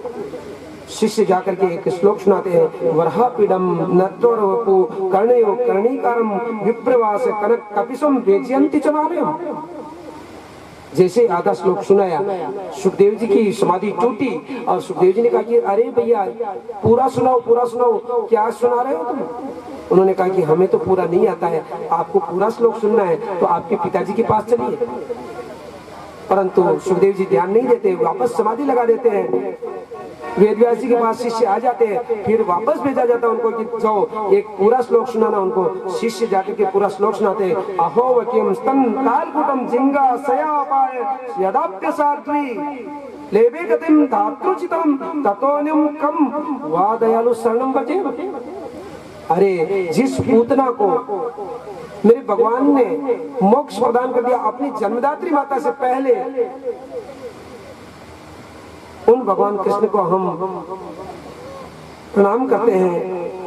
ऐसा भगवान की गाथा सुनी सुखदेव जी ने। सुखदेव जी से नहीं रहा गया, अरे भैया और सुनो ये भगवान कृष्ण की कथा। उन्होंने कहा कि आपके पिताजी के पास चलिए। सुखदेव जी आते हैं उनके पिताजी के पास। पिताजी ने कहा कि मैं तुम्हें भागवत तो सुना दूंगा, परंतु तुम राजा जनक से जाकर के दीक्षा लेकर के आओ। राजा जनक के पास दीक्षा लेने के लिए सुखदेव जी महाराज जाते हैं। जनक जी को अपने सैनिकों ने जाकर के कहा कि एक बच्चा आपसे दीक्षा लेने के लिए आया है। राजा जनक ने कहा कि उसको बोल दो कि मैं आ रहा हूँ। 5 दिन तक राजा जनक बाहर नहीं आए। सुखदेव जी महाराज गर्मी में खड़े हैं, हिले तक नहीं डुले तक, पानी भोजन का कोई पता नहीं, परंतु उन्होंने कह दिया कि मैं आ रहा हूँ, तो वहीं पर खड़े हैं। जनक जी उनकी परीक्षा ले रहे हैं। जो काम और क्रोध जिसके मन में नहीं है वो दीक्षा लेने का अधिकारी होता है। 5 दिन बाद, आजकल तो कोई गुरु बनाने के लिए आए, गुरु जी मारो दीक्षा लेनी, गुरु जी कहते हैं भाई मुझे अभी समय नहीं, तो वास्ते दूसरा बना ले टेको थोड़ी। परंतु 5 दिन तक सुखदेव जी एक स्थान पर खड़े हैं। उन्होंने कहा, जनक जी आए, जनक जी ने आकर के देखा कि ये क्रोध करेगा, परंतु दंडवत प्रणाम करता है। जनक जी ने देखा कि इसके मन में क्रोध नहीं है, परंतु फिर भी एक परीक्षा तो और लूंगा। क्रोध को तो इसने जीत लिया, परंतु काम को भी इसने जीता कि नहीं जीता। अपने मेहमान कक्ष में उनको बिठाया, स्त्रियों को भेजा, अप्सराओं को भेजा। कोई आलिंगन कर रही है, कोई उनके बाल संवार रही है, कोई उनको पीतांबर पहरा रही है, कोई उनके शरीर पे स्पर्श कर रही है, परंतु सुखदेव जी को मालूम नहीं कि स्त्रियां हैं कि पुरुष हैं। तो राजा जनक ने कहा कि मैं क्या दीक्षा दूं, तुम तो मुझे दीक्षा देने लायक हो। तुमने काम को भी जीता है, तुमने क्रोध को भी जीता है, फिर भी सुखदेव जी से को दीक्षा देते हैं। और सुखदेव जी दीक्षा लेकर के आते हैं और भागवत कथा अपने पिताजी वेदव्यास जी से सुनते हैं। वही भागवत कथा सुखदेव जी महाराज ने राजा परीक्षित को सुनाई। और परीक्षित का उसी से मोक्ष हुआ। परीक्षित के कहते हैं सूर्य महाराज को सोनकादि ऋषि पूछे कि ये परीक्षित कौन है, ये परीक्षित की कथा कैसे आ गई, परीक्षित को सुनाई, परीक्षित कौन है। ऐसा कहते हैं उन्होंने कहा कि परीक्षित की कथा सुनाने के लिए तो मुझे कृष्ण कथा चालू करनी पड़ेगी। और उन्होंने कहा कि जब महाभारत का युद्ध हो रहा था, सारे कौरव मारे जा चुके थे, भीमसेन की जंगा, भीमसेन ने दुर्योधन की जंगा तोड़ दी थी। अश्वत्थामा ने दुर्योधन को पूछा कि भैया जिसने तुम्हारी हालत ये करी है, आज उन पांडवों का मैं सर्वनाश कर दूंगा, मैं तुम्हें वचन देता हूँ। अश्वत्थामा रात्रि को जाता है, ऐसा वचन देकर के कहा कि मैं आप कौरवों पांडवों का बिल्कुल समूल नाश कर दूंगा। मेरे भगवान अश्वत्थामा आता उससे पहले ही भगवान पांडवों का पहरा लगा रहे थे। अर्जुन की नींद खुली। अर्जुन ने कहा कि प्रभु सोए नहीं क्या? नहीं सोया। तुमको नींद आ रही, तो हमको तो नींद आएगी जब आप हमारे पहरे पे खड़े हो, तो हमें नींद नहीं आएगी। उन्होंने कहा कि देखो आज यहाँ नहीं सोना है, यहाँ से उठकर मेरे साथ चलो, मैं तुम्हें अन्यत्र ले चलूंगा। मेरे भगवान वहां से अन्यत्र ले जाते, क्यों? कि जिसके ऊपर भगवान की कृपा होती है ना, उनको कोई नहीं मार सकता। अरे जाको राखे साइया मार सके ना कोई, जाको राखे साइया मार सके ना कोई, वो बालन बाका कर सके जो जग तेरी हो, मेरे मनवा जो जग तेरी हो। बालन बाका कर सके जो जग तेरी हो, मेरे मनवा जो जग तेरी हो। जिनके ऊपर भगवान की कृपा होती है उनका कोई बाल भी बांका नहीं कर सकता, बाल भी बांका नहीं कर सकता। देखो हमारे ऊपर तो ऐसा भगवान ने कृपा करी है, मारने वाले ने गोली चलाई, खूब मारने का प्रयत्न किया, परंतु मेरे भगवान परमपिता परमात्मा मनसा श्याम की ऐसी कृपा थी कि बाल भी बांका नहीं कर सके। उनको हमने पहले ही कह दिया था कि हमारा बाल बांका नहीं कर सकते हो, क्यों? क्योंकि मेरे भगवान मनसा श्याम की कृपा है। इसलिए विश्वास रखो भगवान के ऊपर, हमारे ऊपर, हमारे पास प्रमाण है इसका। जो भगवान पर पक्का विश्वास करते हैं उनका कोई दुश्मन बाल बांका नहीं कर सकते। और कोटड़ी थाने में उन दुश्मनों ने चरण पकड़ लिए कि महाराज माफ कर दो। पूरा भगवान पर विश्वास रखो। भगवान पांडवों को अन्यत्र ले जाते हैं, अश्वत्थामा आता है, द्रौपदी के 5 पुत्र की हत्या कर देता है और वापस जाकर के दुर्योधन को कहता है कि मैंने पांडवों का सर्वनाश कर दिया है। उन्होंने कहा कि क्या प्रूफ है कि मैं उनके सिर लेकर के आया हूँ। उजाला होता है, देखते हैं तो द्रौपदी के 5 पुत्र थे। दुर्योधन की आंखों में आंसू आ जाते, दया आ जाती है, अरे दुष्ट तुमने ये क्या कर दिया, ये तो हमारे कुल के दीपक थे, ये तो हमारे वंश को आगे बढ़ाने वाले थे, इन्होंने हमारा क्या बिगाड़ा था, ये तो छोटे छोटे बच्चे थे, ये तो फूल थे, इन्होंने हमारा क्या बिगाड़ा था, इनको क्यों मारा तुमने। जब द्रौपदी को मालूम पड़ी कि मेरे 5 बेटों की हत्या हो गई, रुदन करती है जबरदस्त। अर्जुन कहते हैं कि तुम चिंता मत करो, जिसने तुम्हारे बच्चों की हत्या करी है मैं उनको छोड़ूंगा नहीं, पकड़ करके लेके आऊंगा। मेरे भगवान को साथ में लेकर के अर्जुन अश्वत्थामा का पीछा करते हैं। अश्वत्थामा आगे आगे दौड़ते हैं, परंतु अश्वत्थामा मुड़ करके ब्रह्मास्त्र चला देते हैं अर्जुन के ऊपर। अब तो अर्जुन घबरा जाते हैं और कहते हैं कि कृष्ण कृष्ण महाभाव भक्ता नाम भयंकर है, तुम्हें को दयावाना नाम भगोसी संसदे, बचाओ बचाओ, इसने मुझे मेरे ऊपर ब्रह्मास्त्र का प्रयोग किया। मेरे भगवान कहते कि जैसे के साथ ऐसा व्यवहार करो। उसने ब्रह्मास्त्र चलाया, तुम भी ब्रह्मास्त्र चलाओ। अर्जुन भी ब्रह्मास्त्र चलाते हैं, दोनों ब्रह्मास्त्र गिरते हैं, भयंकर अग्नि पैदा होती है। अश्वत्थामा ब्रह्मास्त्र चला जानता था, वापस नहीं लौटा जानता था। मेरे भगवान अर्जुन को कहते कि इसको शांत करके वापस लौटाओ। अर्जुन दोनों ब्रह्मास्त्र को शांत करते हैं और अश्वत्थामा को पकड़ करके ले जाते हैं द्रौपदी के पास। द्रौपदी को कहते कि बोलो क्या करा, क्या करिए, क्या किया जाए, मार दो। द्रौपदी एक क्षण में बोल जाती है कि मुच्यताम ब्राह्मणों नित्राम गुरु, छोड़ दो छोड़ दो, ब्राह्मण तो जगत के गुरु होते हैं, मत मारो इन्हें। मुच्यताम ब्राह्मणों नित्राम गुरु, इसको मारने से मेरे पुत्र वापस जीवित नहीं हो सकते।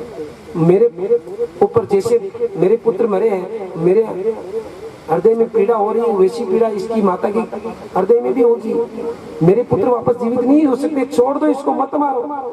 अर्जुन कहते हैं क्या कह रही हो पगली, छोड़ दो, 5 बेटों के हत्यारे को छोड़ दो। युधिष्ठिर को कहा कि भैया बोलो क्या करो, छोड़ो कि मार दो। युधिष्ठिर ने कहा कि मुझे मालूम नहीं जो शास्त्रों में क्या लिखा हुआ। युधिष्ठिर तो धर्मराज थे, धर्म के आधार पर चलने वाले थे। उन्होंने कहा कि जो शास्त्रों में लिखा हो उसके आधार पर तुम्हारी इच्छा हो जो करो। इको कम करो, इको कम करो।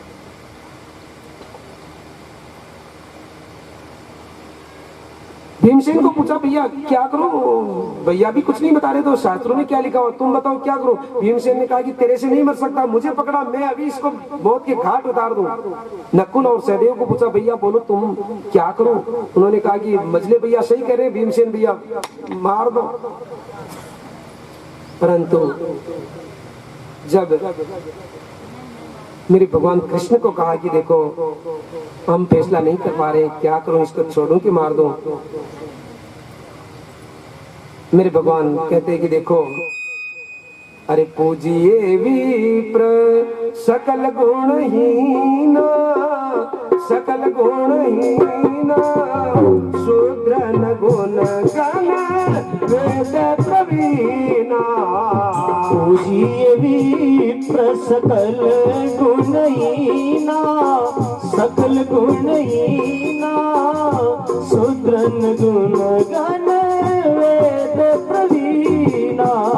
परहित सरिस धर्म नहीं भाई, परहित सरिस धर्म नहीं भाई, पर पीड़ा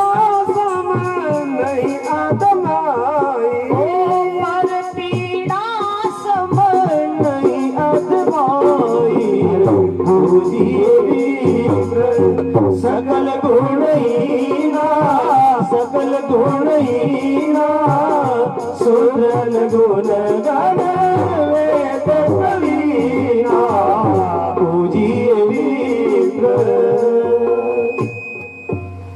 भगवान ने कहा कि देखो पूज्य विप्र सकल गुण ना चाहिए, ब्राह्मण गुणहीन भी है तो भी वो पूजने लायक है। शूद्र ने गुण गण वेद प्रेमेना, शूद्र चाहे वो वेदों का ज्ञाता भी है तो भी वो वेद पूजने लायक नहीं है। और फिर परहित करना तो सबसे बड़ा धर्म है भैया। पर पीड़ा सबसे बड़ा पाप है, इसको मारोगे तो इसकी माता को कष्ट होगा, ये पीड़ा ही होगी। परहित, इसको छोड़ देंगे तो परहित ही हो रहा है, तो ये धर्म भी है। परंतु एक तरफ भगवान ये भी कह देते हैं कि ब्रह्म बंधुर हंतव्य आतता ही बदान, जो छोटे बच्चों का हत्यारा हो छोड़ने लायक भी नहीं है, इसको मार भी दो और छोड़ भी दो। मेरे अर्जुन ने कहा कि आपका जैसा न्यायाधीश इस भारत देश में सारे हो जाएंगे तो फिर न्याय तो किसी का होगा ही नहीं, मार भी दो छोड़ भी दो। एक बात बताओ ना, मेरे भगवान की बात में विवेक से काम लेने वाला तत्व था कि इसको मार भी दो छोड़ दो, इसका आधा सिर मूंड दो और ब्राह्मण को धक्का लगा करके अपमान करके भगवा दो। ब्राह्मण का अपमान ही उसको मृत्यु दंड के बराबर होता है। राधे राधे। इसकी मणि निकाल लो और इसको धक्का दे करके भगा दो, उसकी मणि निकाल ली जाती है, सिर मूंद करके धक्का दे करके भगा दिया जाता है। उसके मन में आक्रोश पैदा हो जाता है, जबकि उसकी को जीवन दान मिला था। परंतु ईर्ष्या एक सबसे बड़ा शत्रु है जीवन में। ईर्ष्या आदमी को शांति से नहीं बैठने देती। ईर्ष्या मत करो किसी से। अब अश्वत्थामा को जीवन दान मिला, उसको ईर्ष्या नहीं करनी चाहिए थी, परंतु मन में ईर्ष्या होगी कि मैं पांडवों का सर्वनाश करके ही रहूंगा।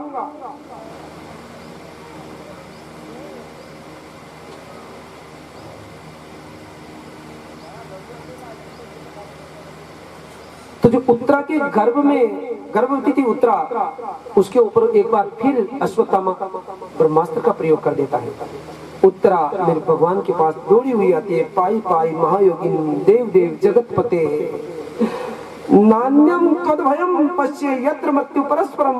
हे प्रभु बचाओ बचाओ बचाओ, मेरी मृत्यु हो जाए मुझे कोई आपत्ति नहीं, परंतु मेरे गर्भ में पांडवों का वंश है प्रभु, ये मेरा गर्भ पांडवों के वंश को आगे बढ़ाएगा, मेरे गर्भ की रक्षा कर दो प्रभु, गर्भ की रक्षा कर दो, गर्भ की रक्षा। 17 पुराणे हैं, 17 पुराणे, परंतु एक भी पुराण ऐसा नहीं जो किसी के गर्भ में रक्षा करते। एक भागवत पुराण ही ऐसा पुराण है जो गर्भ में भी रक्षा करता है, गर्भ में भी संस्कार देता है, गर्भ में भी संस्कार देता है। आज मेरे भगवान उत्तरा को कहते कि तू एक बार मेरी माँ का रूप धारण कर, माँ की भावना जागृत कर मन में। जैसे ही उत्तरा ने माँ की भावना जागृत की, मेरे भगवान छोटा रूप बना करके सुदर्शन चक्र लेकर के उत्तरा के गर्भ में प्रवेश कर जाते हैं और सुदर्शन चक्र से उत्तरा के गर्भ की रक्षा कर देते हैं।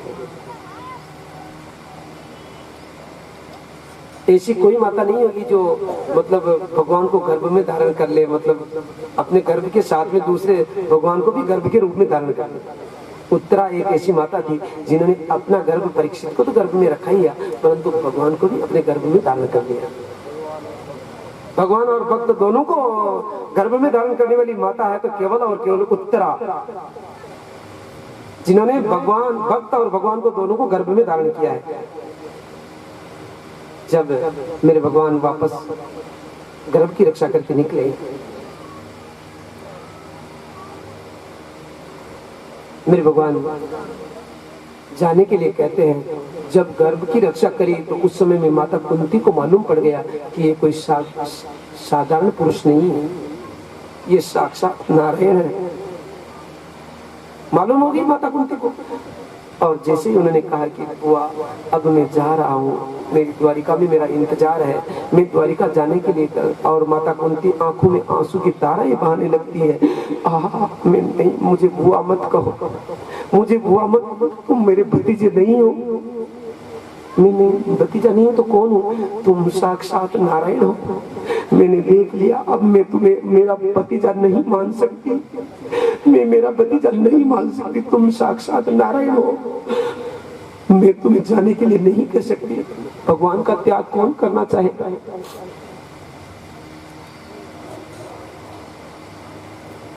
माता बुआ तुम मुझे भगवान क्यों कह रही हो? मैं तुम्हारा भतीजा हूँ। नहीं, मैं तुम्हें प्रणाम करती हूँ। माता बुआ ऐसा मत कहो, मैं तुम्हारा भतीजा हूँ। नहीं, मैं नहीं मानती। इतने दिन माना था तुम्हें मेरा भतीजा, परंतु अब मैं तुम्हें मेरा भतीजा नहीं मान सकती, क्योंकि तुम साक्षात नारायण हो जो गर्भ में जाकर के किसी की रक्षा करे। वो कोई साधारण पुरुष नहीं हो सकता। राधे राधे। प्रेम से बोलो, जोर से बोलो। वो कोई साधारण पुरुष नहीं हो सकता। तुम हमें छोड़ करके मत जाओ। मेरे भगवान कहते कि तुम मुझे भगवान मानती हो? हाँ, मैं भगवान मानती नहीं, भगवान ही हो तुम। तो बुआ भगवान मानती हो तो मैं तुम्हें, यदि वास्तव में भगवान मानती हो,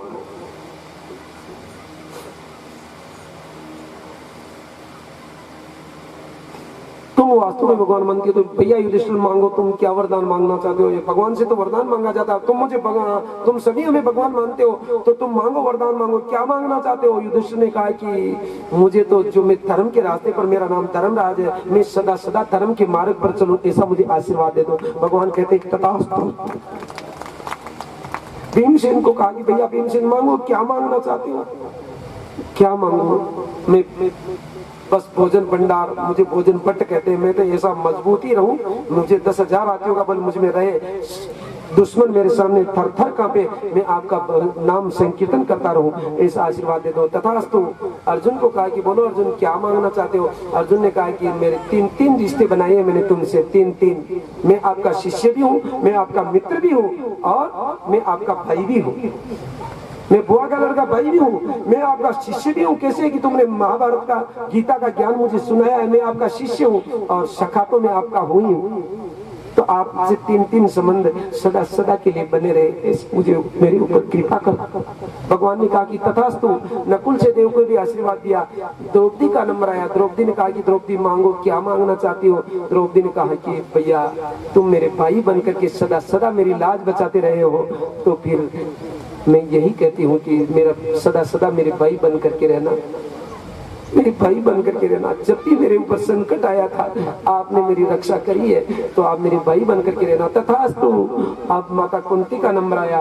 कुंती फिर आंखों में आंसू बहाती हुई मांगने के लिए मना कर देती। क्या मांगो? नहीं बुआ मांगो, क्या मांगना चाहती? जो मांगो वो मैं दे दूंगा आज तुम्हें। तो माता कुंती रोती हुई मांग लेती कि विपदा संतु न सस्वदत्र तत्र जगत गुरु भवतो दर्शनम यत्सात् पुनर्भव दर्शनम।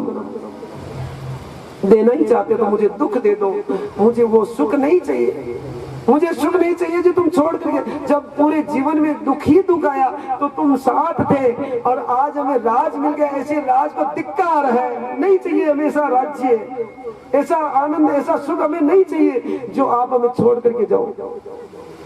और सुख के माते सिल पड़े जो हरि हृदय से जाए, सुख के माथे सिल पड़े हरि हृदय से जाए। ओ बलिहारी वो दुख की जो पल पल नाम जपाए रे मनवा, पल पल नाम जपाए।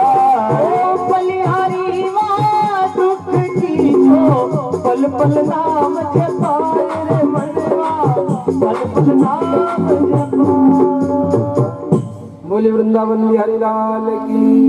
हमें ऐसा सुख नहीं चाहिए जो हरि हृदय से चले जाए, आप हमें छोड़ कर गया, ऐसा सुख हमें नहीं चाहिए। हमें दुख दे दो जो आप सदा सदा हमारे साथ बने रहो।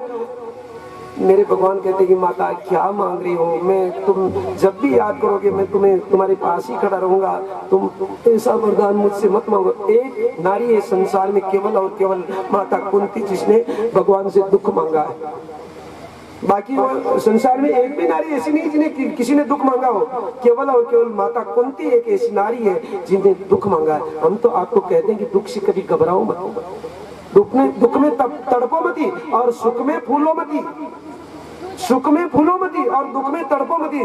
दुख आया तो सोच लेना कि भगवान की विशेष कृपा है आपके ऊपर। राधे राधे।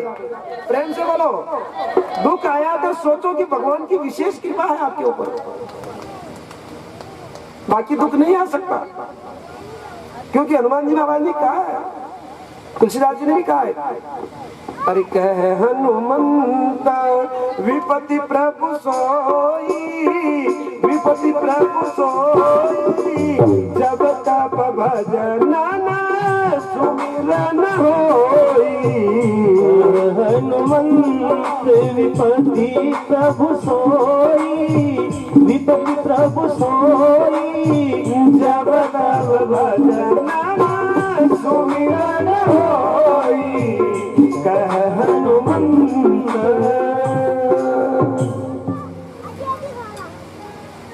विपत्ति नहीं आएगी तो भगवान का नाम सुमिरन नहीं हो सकता। विपत्ति में तो भगवान का नाम ऑटोमेटिक सुमिरन होता, ऑटोमेटिक।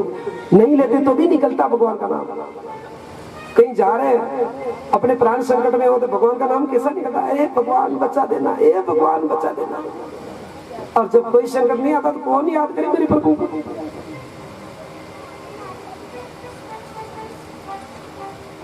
मेरे भगवान द्वारिका की ओर चले जाते हैं।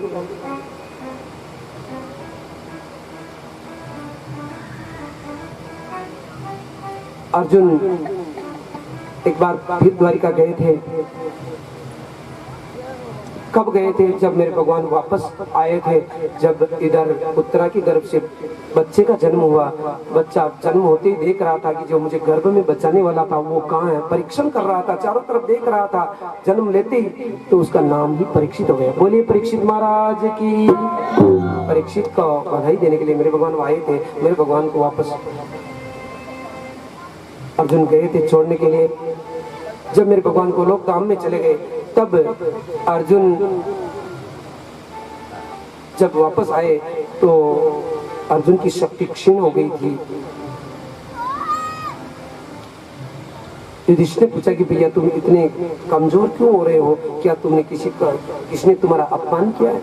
क्या तुमने किसी ने गाली गलौज दिया तुम्हें? क्या तुम किसी से हार गए हो? क्या हमारे कृष्ण कोई संकट में है? बताओ क्या बात है? अर्जुन दराम से गिर जाते हैं, कहते हैं कि मेरे भगवान हमको छोड़ करके गोलोक धाम चले गए। युधिष्ठिर ने कहा कि जब हमारे जीवन के रक्षक ही हमें छोड़ करके चले गए तो हमें ऐसा राज्य नहीं करना।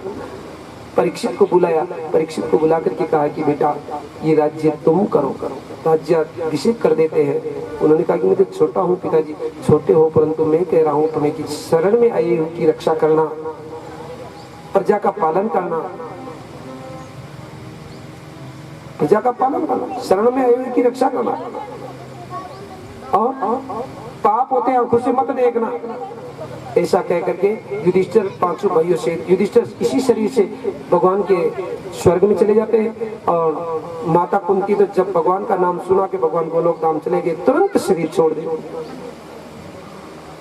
दूसरे भाई भगवान के भजन करते हुए भगवान के धाम में चले जाते हैं। परीक्षित राज्य कर रहे हैं।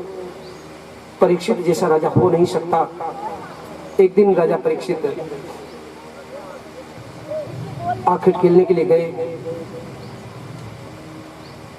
आखिर खेलते खेलते जंगल में सुदूर चले जाते हैं तो क्या देखते हैं कि एक गौ माता जिसके पास एक बैल खड़ा है, जिसके 3 पैर कटे हुए हैं, चौथा पैर जो कोई काला पुरुष, शुद्ध पुरुष, उसको भी काटने की कोशिश कर रहा है। राजा परीक्षित ऐसा देखते ही क्रोध में भर करके ललकारता है, अरे तुम कौन हो? मेरे राज्य में ऐसा अपराध करने वाले हो? काला पुरुष डर जाता है।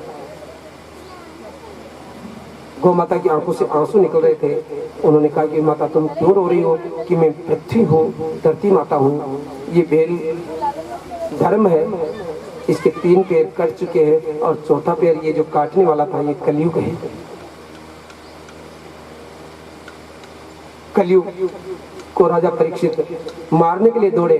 कलयुग उनकी चरण पकड़ लेता है और कहता है कि मैं आपकी शरण में हूँ, मुझे मत मारिए। आज परीक्षित को अपने दादा की, युधिष्ठिर जी की बात याद आ जाती है कि शरण में आए हुए की को शरणागत बनना, शरण देना, शरण में आए हो को दंड मत देना। उन्होंने कहा कि तुम, मेरे दादाजी ने कहा था इसलिए मैं तुम्हें छोड़ तो दूंगा परंतु तुम मेरे राज्य में नहीं रह सकते हो। मेरे राज्य से बाहर निकल जाओ। उन्होंने कहा कि महाराज मुझे आप जो स्थान बताओगे मैं वहां निवास करूंगा, मैं आपकी शरण में हूँ, मुझे बाहर मत निकालो। तो राजा परीक्षित ने कहा कि तुम्हें मैं स्थान देता हूँ, उन स्थानों पर ही रहोगे तुम जहाँ वेश्यावृत्ति होती हो, जहाँ मद्यपान शराब पिया जाता हो, जुआ खेला जाता हो, जहाँ झूठ बोला जाता हो। गंदे गंदे 4 स्थान दिए। उन्होंने कहा कि महाराज गंदे गंदे स्थान दिए, कोई अच्छा स्थान भी मुझे दे देते, एक अच्छा स्थान तो उनके तो सभी इच्छा करते हैं। तो उन्होंने कहा कि जाओ। कलयुग ये सोच रहा था कि जब तक मैं राजा परीक्षित के ऊपर प्रहार न कर सकूं, ऐसा स्थान नहीं मिलेगा, तब तक मैं राजा परीक्षित को से मांगता हुआ नहीं छोड़ूंगा। और उन्होंने कहा कि जाओ तुम्हारा स्वर्ण में वास होगा। और स्वर्ण में का मुकुट राजा परीक्षित पहने हुए थे। कलयुग ने सोचा कि मेरा काम हो गया है, और उन्होंने कहा कि बस महाराज आपने जो स्थान बताए उन पर मैं सदा सदा के लिए निवास करूंगा, परंतु 5 साल तक ही निवास करूंगा, उसके बाद में सर्वत्र फैल जाऊंगा। अभी कलयुग सर्वत्र फैल चुका है, क्योंकि 5,500 रुपये वर्ष से ज्यादा निकल चुके हैं कलयुग के। 5,000 तक तो वो कंट्रोल में था, परंतु अब सर्वत्र फैल चुका है। उस वचन लिया था उसका। अब एक तरफ तो भगवान कहते हैं कि स्वर्ण में मेरी विभूति है, गीता में कहते हैं कि मैं धातुओं में मैं सोना हूँ। एक तरफ कहते हैं कि सोना में कलयुग का वास है। इसके लिए भगवान वेदव्यासी महाराज कहते हैं कि जो पाप से कमाया हुआ सोना है उसमें कलयुग का वास है, जो परिश्रम से, जो खरी मेहनत से कमाया हुआ सोना है उसमें भगवान का वास है। अब राजा परीक्षित जो मुकुट पहने हुए थे वो जरासंध का मुकुट था, वो दुष्ट राजा का मुकुट था, जो दूसरे राजाओं को परेशान कर करके धन इकट्ठा करके वो मुकुट बनाया गया था। वो मुकुट पहने हुए थे, इसलिए कलयुग उनके माथे पर बैठ गया। राजा परीक्षित वापस आते हैं और रास्ते में आते हुए उन्हें प्यास लगती है। शमीक ऋषि के आश्रम पर आए। शमीक ऋषि ध्यान में मग्न थे और उन्होंने कहा कि ओ महाराज मुझे प्यास लग रही है, प्यास पानी पिलाओ। शमीक ऋषि ध्यान में मग्न है, परंतु राजा के सिर पर कलयुग सवार था। उन्होंने कहा था कि अरे वो ढोंगी, मैं राजा हूँ, मैं आया हूँ, मुझे पानी नहीं पिला रहे हो, मेरा सम्मान नहीं कर रहे हो। राजा परीक्षित बाहर निकल करके एक मरा हुआ सर्प उठा करके शमीक ऋषि के गले में डाल देते हैं और चले जाते हैं। घर पर गए, राजमहल में गए, जैसे ही मुकुट को उतारा तो उन्हें बहुत पश्चाताप हुआ कि आज मैंने शमीक ऋषि का अपमान किया है, ओहो मैंने बहुत बड़ी भारी गलती करी है। इधर श्रृंगी ऋषि जो स्नान मनाने के लिए गए थे, अपने मित्रों ने आकर के कहा कि तुम्हारे पिता के गले में मरा हुआ सर्प राजा परीक्षित ने डाल दिया। श्रृंगी ऋषि रहते हुए हाथ में जल लेते हैं और संकल्प करते हैं, ओम जजागतो दूरमुदेति देवम तदुसुप्तस्य ततिविधि दुरंगमम ज्योतिकम ज्योतिरिकम तन्मे मना शिव संकल्पमस्तु। जिसने मेरे पिता के गले में मरा हुआ सर्प डाला है, उसी सर्प का पूर्वज तक्षक आज के 7वें दिन उसको डस लेगा और उसकी मृत्यु हो जाएगी। राधे राधे। धीरे मत बोलो, जोर से बोलो। समय हो गया है, आपको थोड़ा बुरा लग रहा होगा, परंतु थोड़ा सा और समय लेंगे। हाँ समय हो गया, 3 बज गए, 3:40। आपने तो घड़ियां तेज चले दिखे, माँ का इतनी तेज नहीं चलेगा। ये कह रहे 3:40 मतलब आपकी घड़ियां तेज चलती है, तो चलो ठीक है, 15 मिनट में आपको छुट्टी कर रहे हैं, माफ करना है ना, थोड़े लेट हो गए। आज थोड़े लेट भी चालू हुई थी कथा, तो इस कारण से। श्रृंगी ऋषि रोते हुए अपने पिताजी के पास आते हैं। शमीक ऋषि कहते कि बेटा क्यों रो रहे हो, आपके गले में राजा परीक्षित ने मरा हुआ सर्प डाल दिया है। अरे बेटा वो राजा है, वो अपने आश्रम पर आए थे, पधारे थे, हमें उनका सम्मान करना चाहिए था। बातें मत करो, हमें उनका सम्मान करना चाहिए था, परंतु हम उनका सम्मान नहीं कर पाए, हमारी गलती है बेटा, उनकी गलती। नहीं पिताजी, उन्होंने आपके गले में सर्प डाला है, मैंने उनको माफ नहीं किया, मैंने उनको साप दे दिया है। क्या साप दिया बेटा? कि आज के 7वें दिन इस जो मरा हुआ सर्प है, इसका पूर्वज तक्षक उन्हें डस लेगा और उसको मृत्युदंड मिलेगा। अरे बेटा, राजा परीक्षित जैसा कोई राजा नहीं हो सकता, आपने उनको गलत साफ दे दिया। बेटा साफ तो साफ होता है, अब तो साफ को तो वरदान में नहीं बदला जा सकता, परंतु बेटा बहुत गलती करी। राजा परीक्षित जैसा राजा नहीं हो सकता।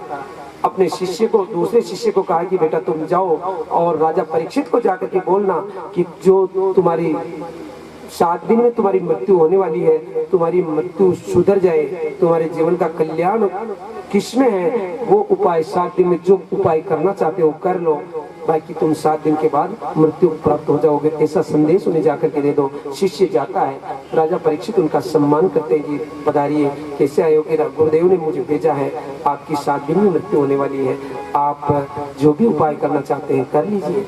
उन्होंने कहा कि ओहो गुरुदेव की कृपा, तो गुरुदेव की कृपा, मैं तो एक क्षण भी जीवित रहने वाला नहीं था। मैंने ऐसा इतना बड़ा भयंकर अपराध किया है कि मैं एक पल के लिए भी जीवित रहने का अधिकारी नहीं हूँ, फिर भी मैंने, गुरुदेव ने कैसी कृपा की मुझे 7 दिन का जीवन दान दे दिया।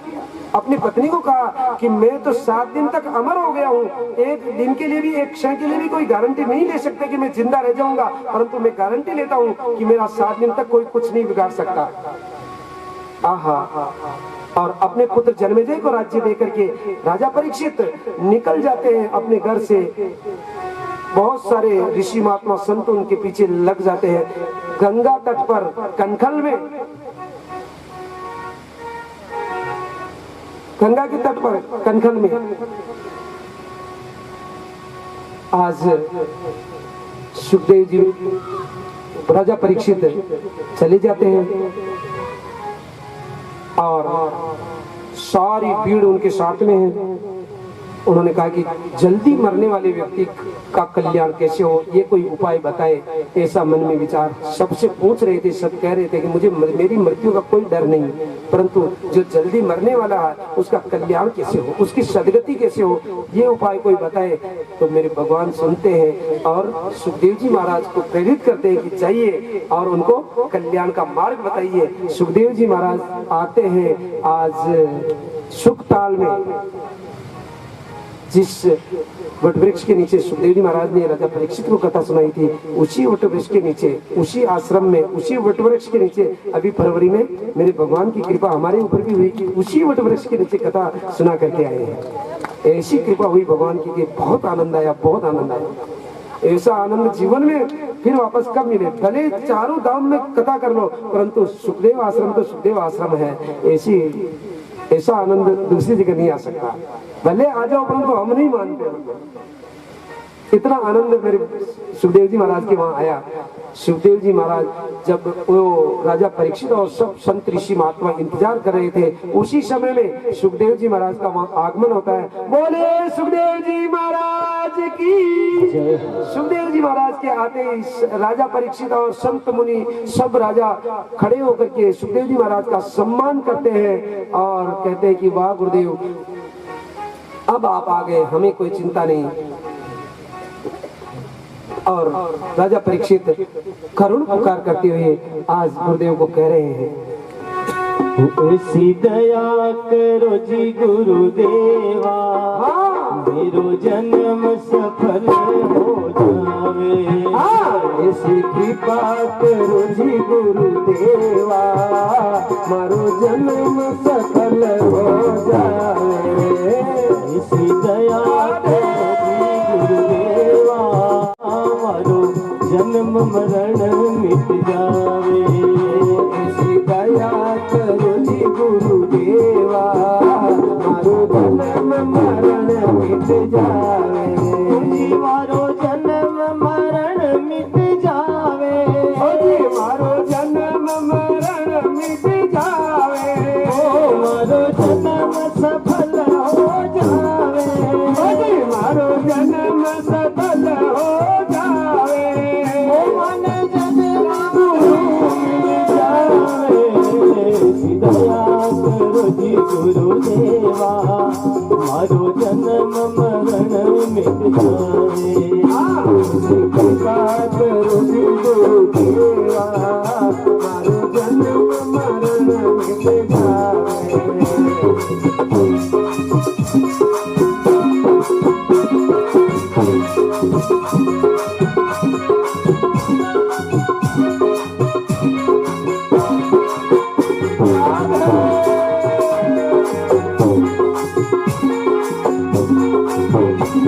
ओ मोह माया डाले डेरा, मोह माया डाले डगमग डोलेगी मनवा मेरा, डगमग डोलेगी मनवा मेरा। ऐसी कृपा करो मेरे स्वामी, ऐसी कृपा करो मेरे स्वामी, अब सागर तर जाए दया करो जी गुरुदेवा, हरो जन्म मरण मिट जाए। ऐसी कृपा करो जी गुरुदेवा, मारो जन्म सफल हो जाए।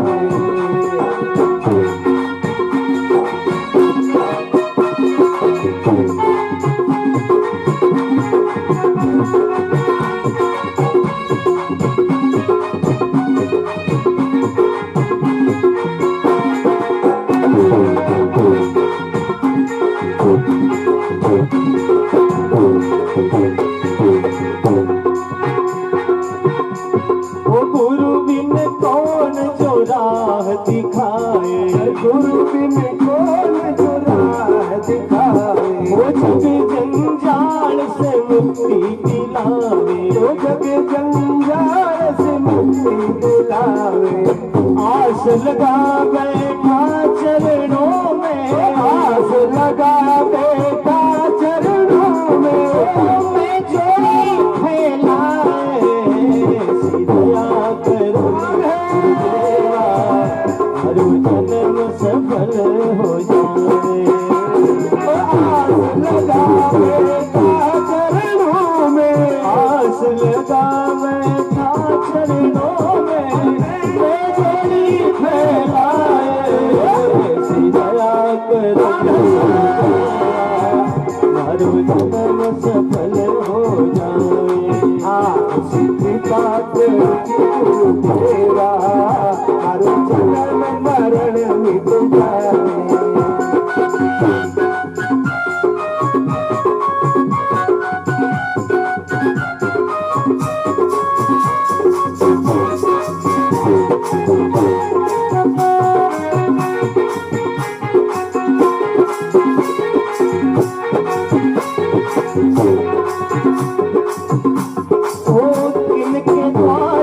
अलख जगाओ, किनके द्वार में अलख जगाओ, प्रभु साधीन दयालु पाओ, प्रभु साधीन दयालु में पाओ।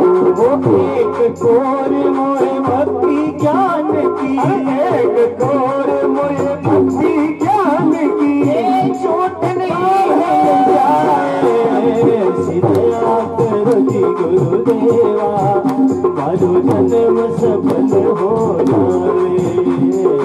एक कोर मोए भक्ति ज्ञान की, एक कोर मोए भक्ति ज्ञान की, झूठ नहीं मिल जाए इसी दया करो जी गुरुदेवा, हरो जन्म सफल हो जाए।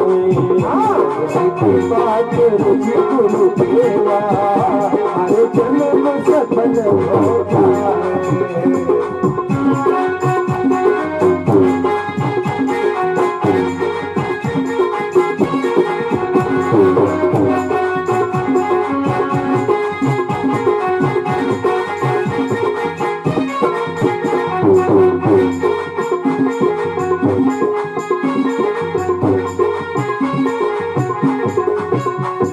चरण कमल की दीजो मन सेवा, चरण कमल की दीजो मन सेवा, अब स्वीकार करो जी गुरुदेवा, अब स्वीकार करो जी गुरुदेवा। धरो दीप कर दो उजियारो, धरो दीप कर दो उजियारो, मन मंदिर के भाई दया करो जी गुरुदेवा, मेरो जन्म सफल हो जाए। दीप कर दो जियारो, दीप कर दो जियारो, मन के माए सिया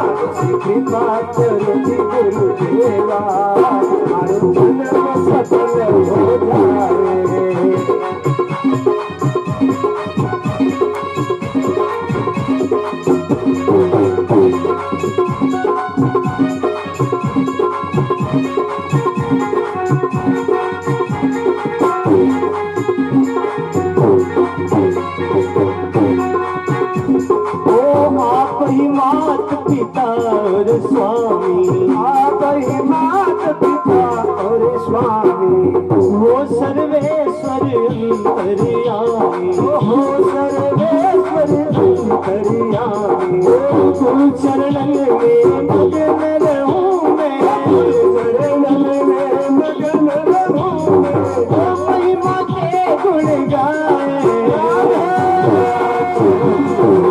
देवा, मेरो जन्म सफल हो जाए, गुरु चरणन में मगन रहूं मैं, गुरु चरण में मगन रहूं मैं, महिमा के गुण गाए, दया करो जी गुरु देवा, मेरो जन्म मरण मिट जाए,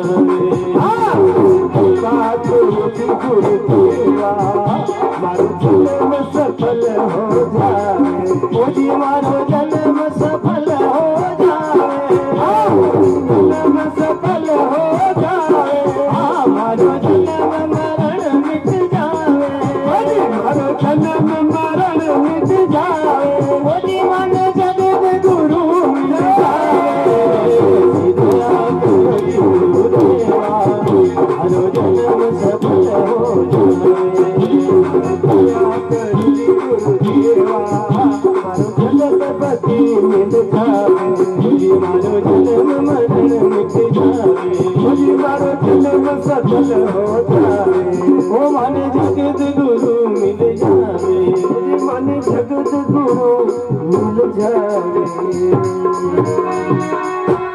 बोले वृंदावन बिहारी लाल की जय हो, जय हो। जोर से बोलो, बोलो सांवरिया। बहुत बहुत धन्यवाद आपका। मेरे भगवान सुखदेव जी महाराज को राजा परीक्षित कह रहे थे, गुरुदेव ऐसा उपाय बता तो। अतः पृच्छामि संसिद्धि योगिनाम परमं गुरु पुरुष्य यत् कार्यम नियमावश्य सर्वथा। अब आप आगे हो, मुझे कोई चिंता नहीं है। आप जल्दी मरने वाले की मुक्ति का उपाय क्या है ये बता दीजिए। गुरुदेव कहते हैं कि आज का तो समय हो गया है, अब मैं आज तो तुम्हें उपाय नहीं बता सकता, परंतु 7 दिन बाकी है। 7 दिन में से 6 दिन अब बाकी है, 1 दिन निकल चुका है। मैं 6 दिन में जितना हो सकेगा उतना तुम्हें मुक्ति का मार्ग बता दूंगा और तुम्हारा जीवन सफल बना दूंगा। ऐसा भगवान कह रहे हैं, हम नहीं करेंगे। हमारे लिए मत सोचना ऐसा।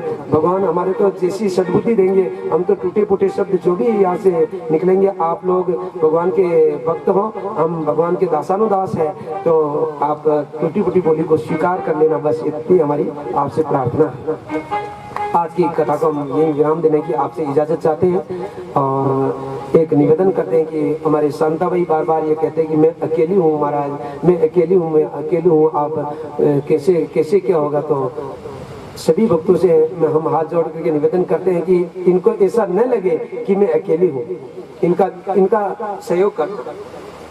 सत्संग एक आदमी से नहीं हो सकती, पैसा एक आदमी कर सकता है, ध्यान देना बात पर।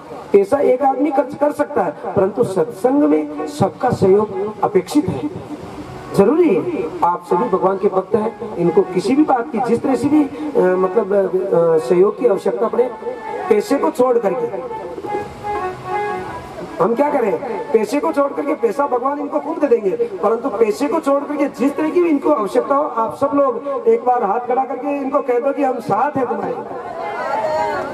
बहुत बहुत धन्यवाद।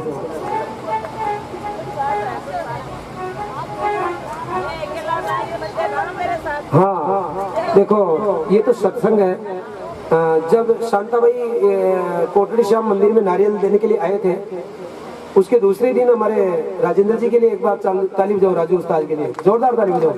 ये कह रहे हैं महाराज गुरुजी कब आएगी 21 तारीख। मैं तो ये देख रहा हूँ जल्दी आ जाए 21 तारीख, जल्दी आ जाए। कब आएगी 21 तारीख? वो 21 तारीख आ गई है और वो वैसे ही आनंद ले रहे हैं। जोरदार ताली बजाओ एक बार। आप जैसे भक्तों को हम व्यासपीठ से वंदन करते हैं। देखो हमारे ये सुगना भाई भी बैठे हैं, इन्होंने भी अहिंसा सर्कल पर भिलवाड़ा में बहुत आनंद कराया है, इनके लिए भी एक बार जोरदार ताली बजाओ। कोटड़ी से हमारे नंदू भाई जो विराजे हैं, ये भी सदा सदा भगवान की कथा का आनंद लेते रहते हैं और आगे होकर के मतलब हिम्मत करके इन्होंने क्या कहा, भले बीघा 2 बीघा जमीन बेचनी पड़ेगी तो बच जाए, बेच देंगे, परंतु भाद्रपद में जन्माष्टमी कोटड़ी श्याम मंदिर में मनाएंगे और राम कथा करेंगे वहाँ। तो ऐसे भक्तों को हम व्यासपीठ से जय हो। आप सभी भक्तों को हमारा व्यासपीठ से बहुत बहुत वंदन प्रणाम। 7 दिन तक हम साथ में रहेंगे। भगवान ने हमारा सहयोग बनाया है, पूर्व जन्म का कोई साथ था जो वापस साथ बनाया है भगवान का। तो हम आपके बेटे बन करके रहेंगे, आप हमारी माँ बन करके कथा श्रवण करना। आप नंदू भाई तेली जो कोटड़ी से हैं, इन्होंने हरिबोल गौशाला में स्थायी सदस्यता शुल्क 3100 रुपए जो कि प्रतिवर्ष जमा करवाएंगे, अभी जमा करवा दिए हैं। हर वर्ष गौशाला में 3100 रुपए जमा करवाएंगे।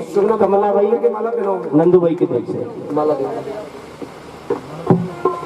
हरिबोल गौशाला की स्थायी सदस्यता शुल्क जमा कराया है आपने।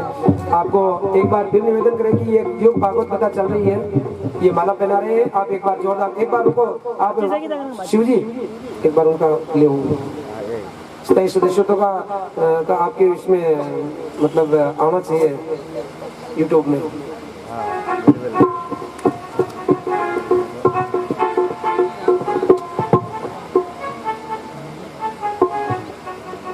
ताली बजाओ। बोले चार भुजानाथ की। नैमिषारण्य मान हाँ सुनो, नैमिषारण्य ने सबसे पहला नाम सुगना भाई का लिखो। मोहन बाबा भी लिख लो, उन्होंने भी कहा कि मेरा नाम मुझे 2 बार फोन कर दिया, नैमिषारण्य महाराज मुझे छोड़ करके बचाना। आपने भी यही कहा, उन्होंने भी यही कहा। वो आने वाले थे, आज नहीं आए, आज कल आ जाएंगे, मतलब वो यहाँ रहेंगे और आएंगे। और आज ये अकेले आए हैं, सब गाँव से आएंगे, सब गाँव से वो भी आ जाएंगे, बिना बुलाएंगे, बुलाने का काम नहीं, बिना बुलाएंगे सब। हाँ नंदू भाई का भी लिखो, जो लिखाना चाहे मार साहब के पास नाम लिखा देना, कल जिनका नाम होंगे वापस बता देंगे आपको।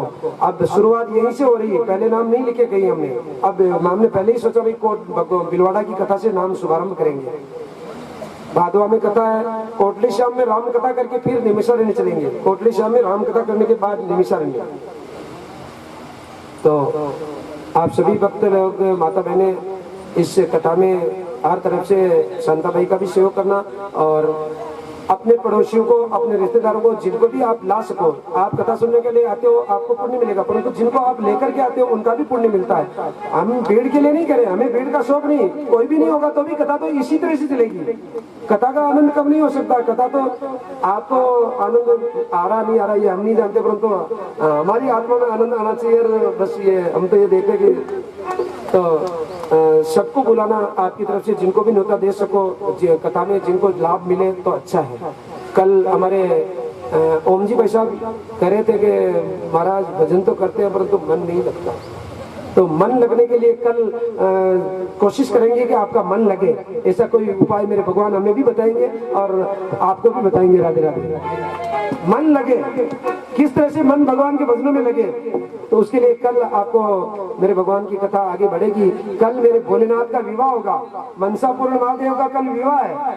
आप अतलावा गौशाला के लिए ध्यान देना। इस भागवत कथा में, इस कथा में नहीं, हमारे जीवन में व्यासपीठ पर बैठ करके राम कथा, भागवत कथा, सत्यनारायण भगवान की कथा, कोई सी भी कथा जो भी करेंगे उनके लिए संकल्प है कि हर पैसा, आरती में आओ चाहे भेंट पे आओ चाहे किसी भी, जब घर से भागवत, घर के मंदिर से भागवत प्रस्थान करती है तो वापस घर पर पधारेगी, तब तक किसी से कोई भेंट ब्राह्मण के रूप में भी भेंट नहीं ले सकते, सब भेंट गौशाला में जाती है।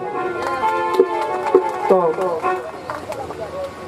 सारा पैसा आपको डबल पुण्य मिलता है, भागवत कथा सुनने का और गौमाता का पुण्य का डबल पुण्य मिलता है। तो आप सभी भक्तों को हम इसलिए निवेदन करते हैं कि कथा सुनने के लिए पधारो और आनंद लो। बस आरती के लिए आप सभी खड़े हो जाए और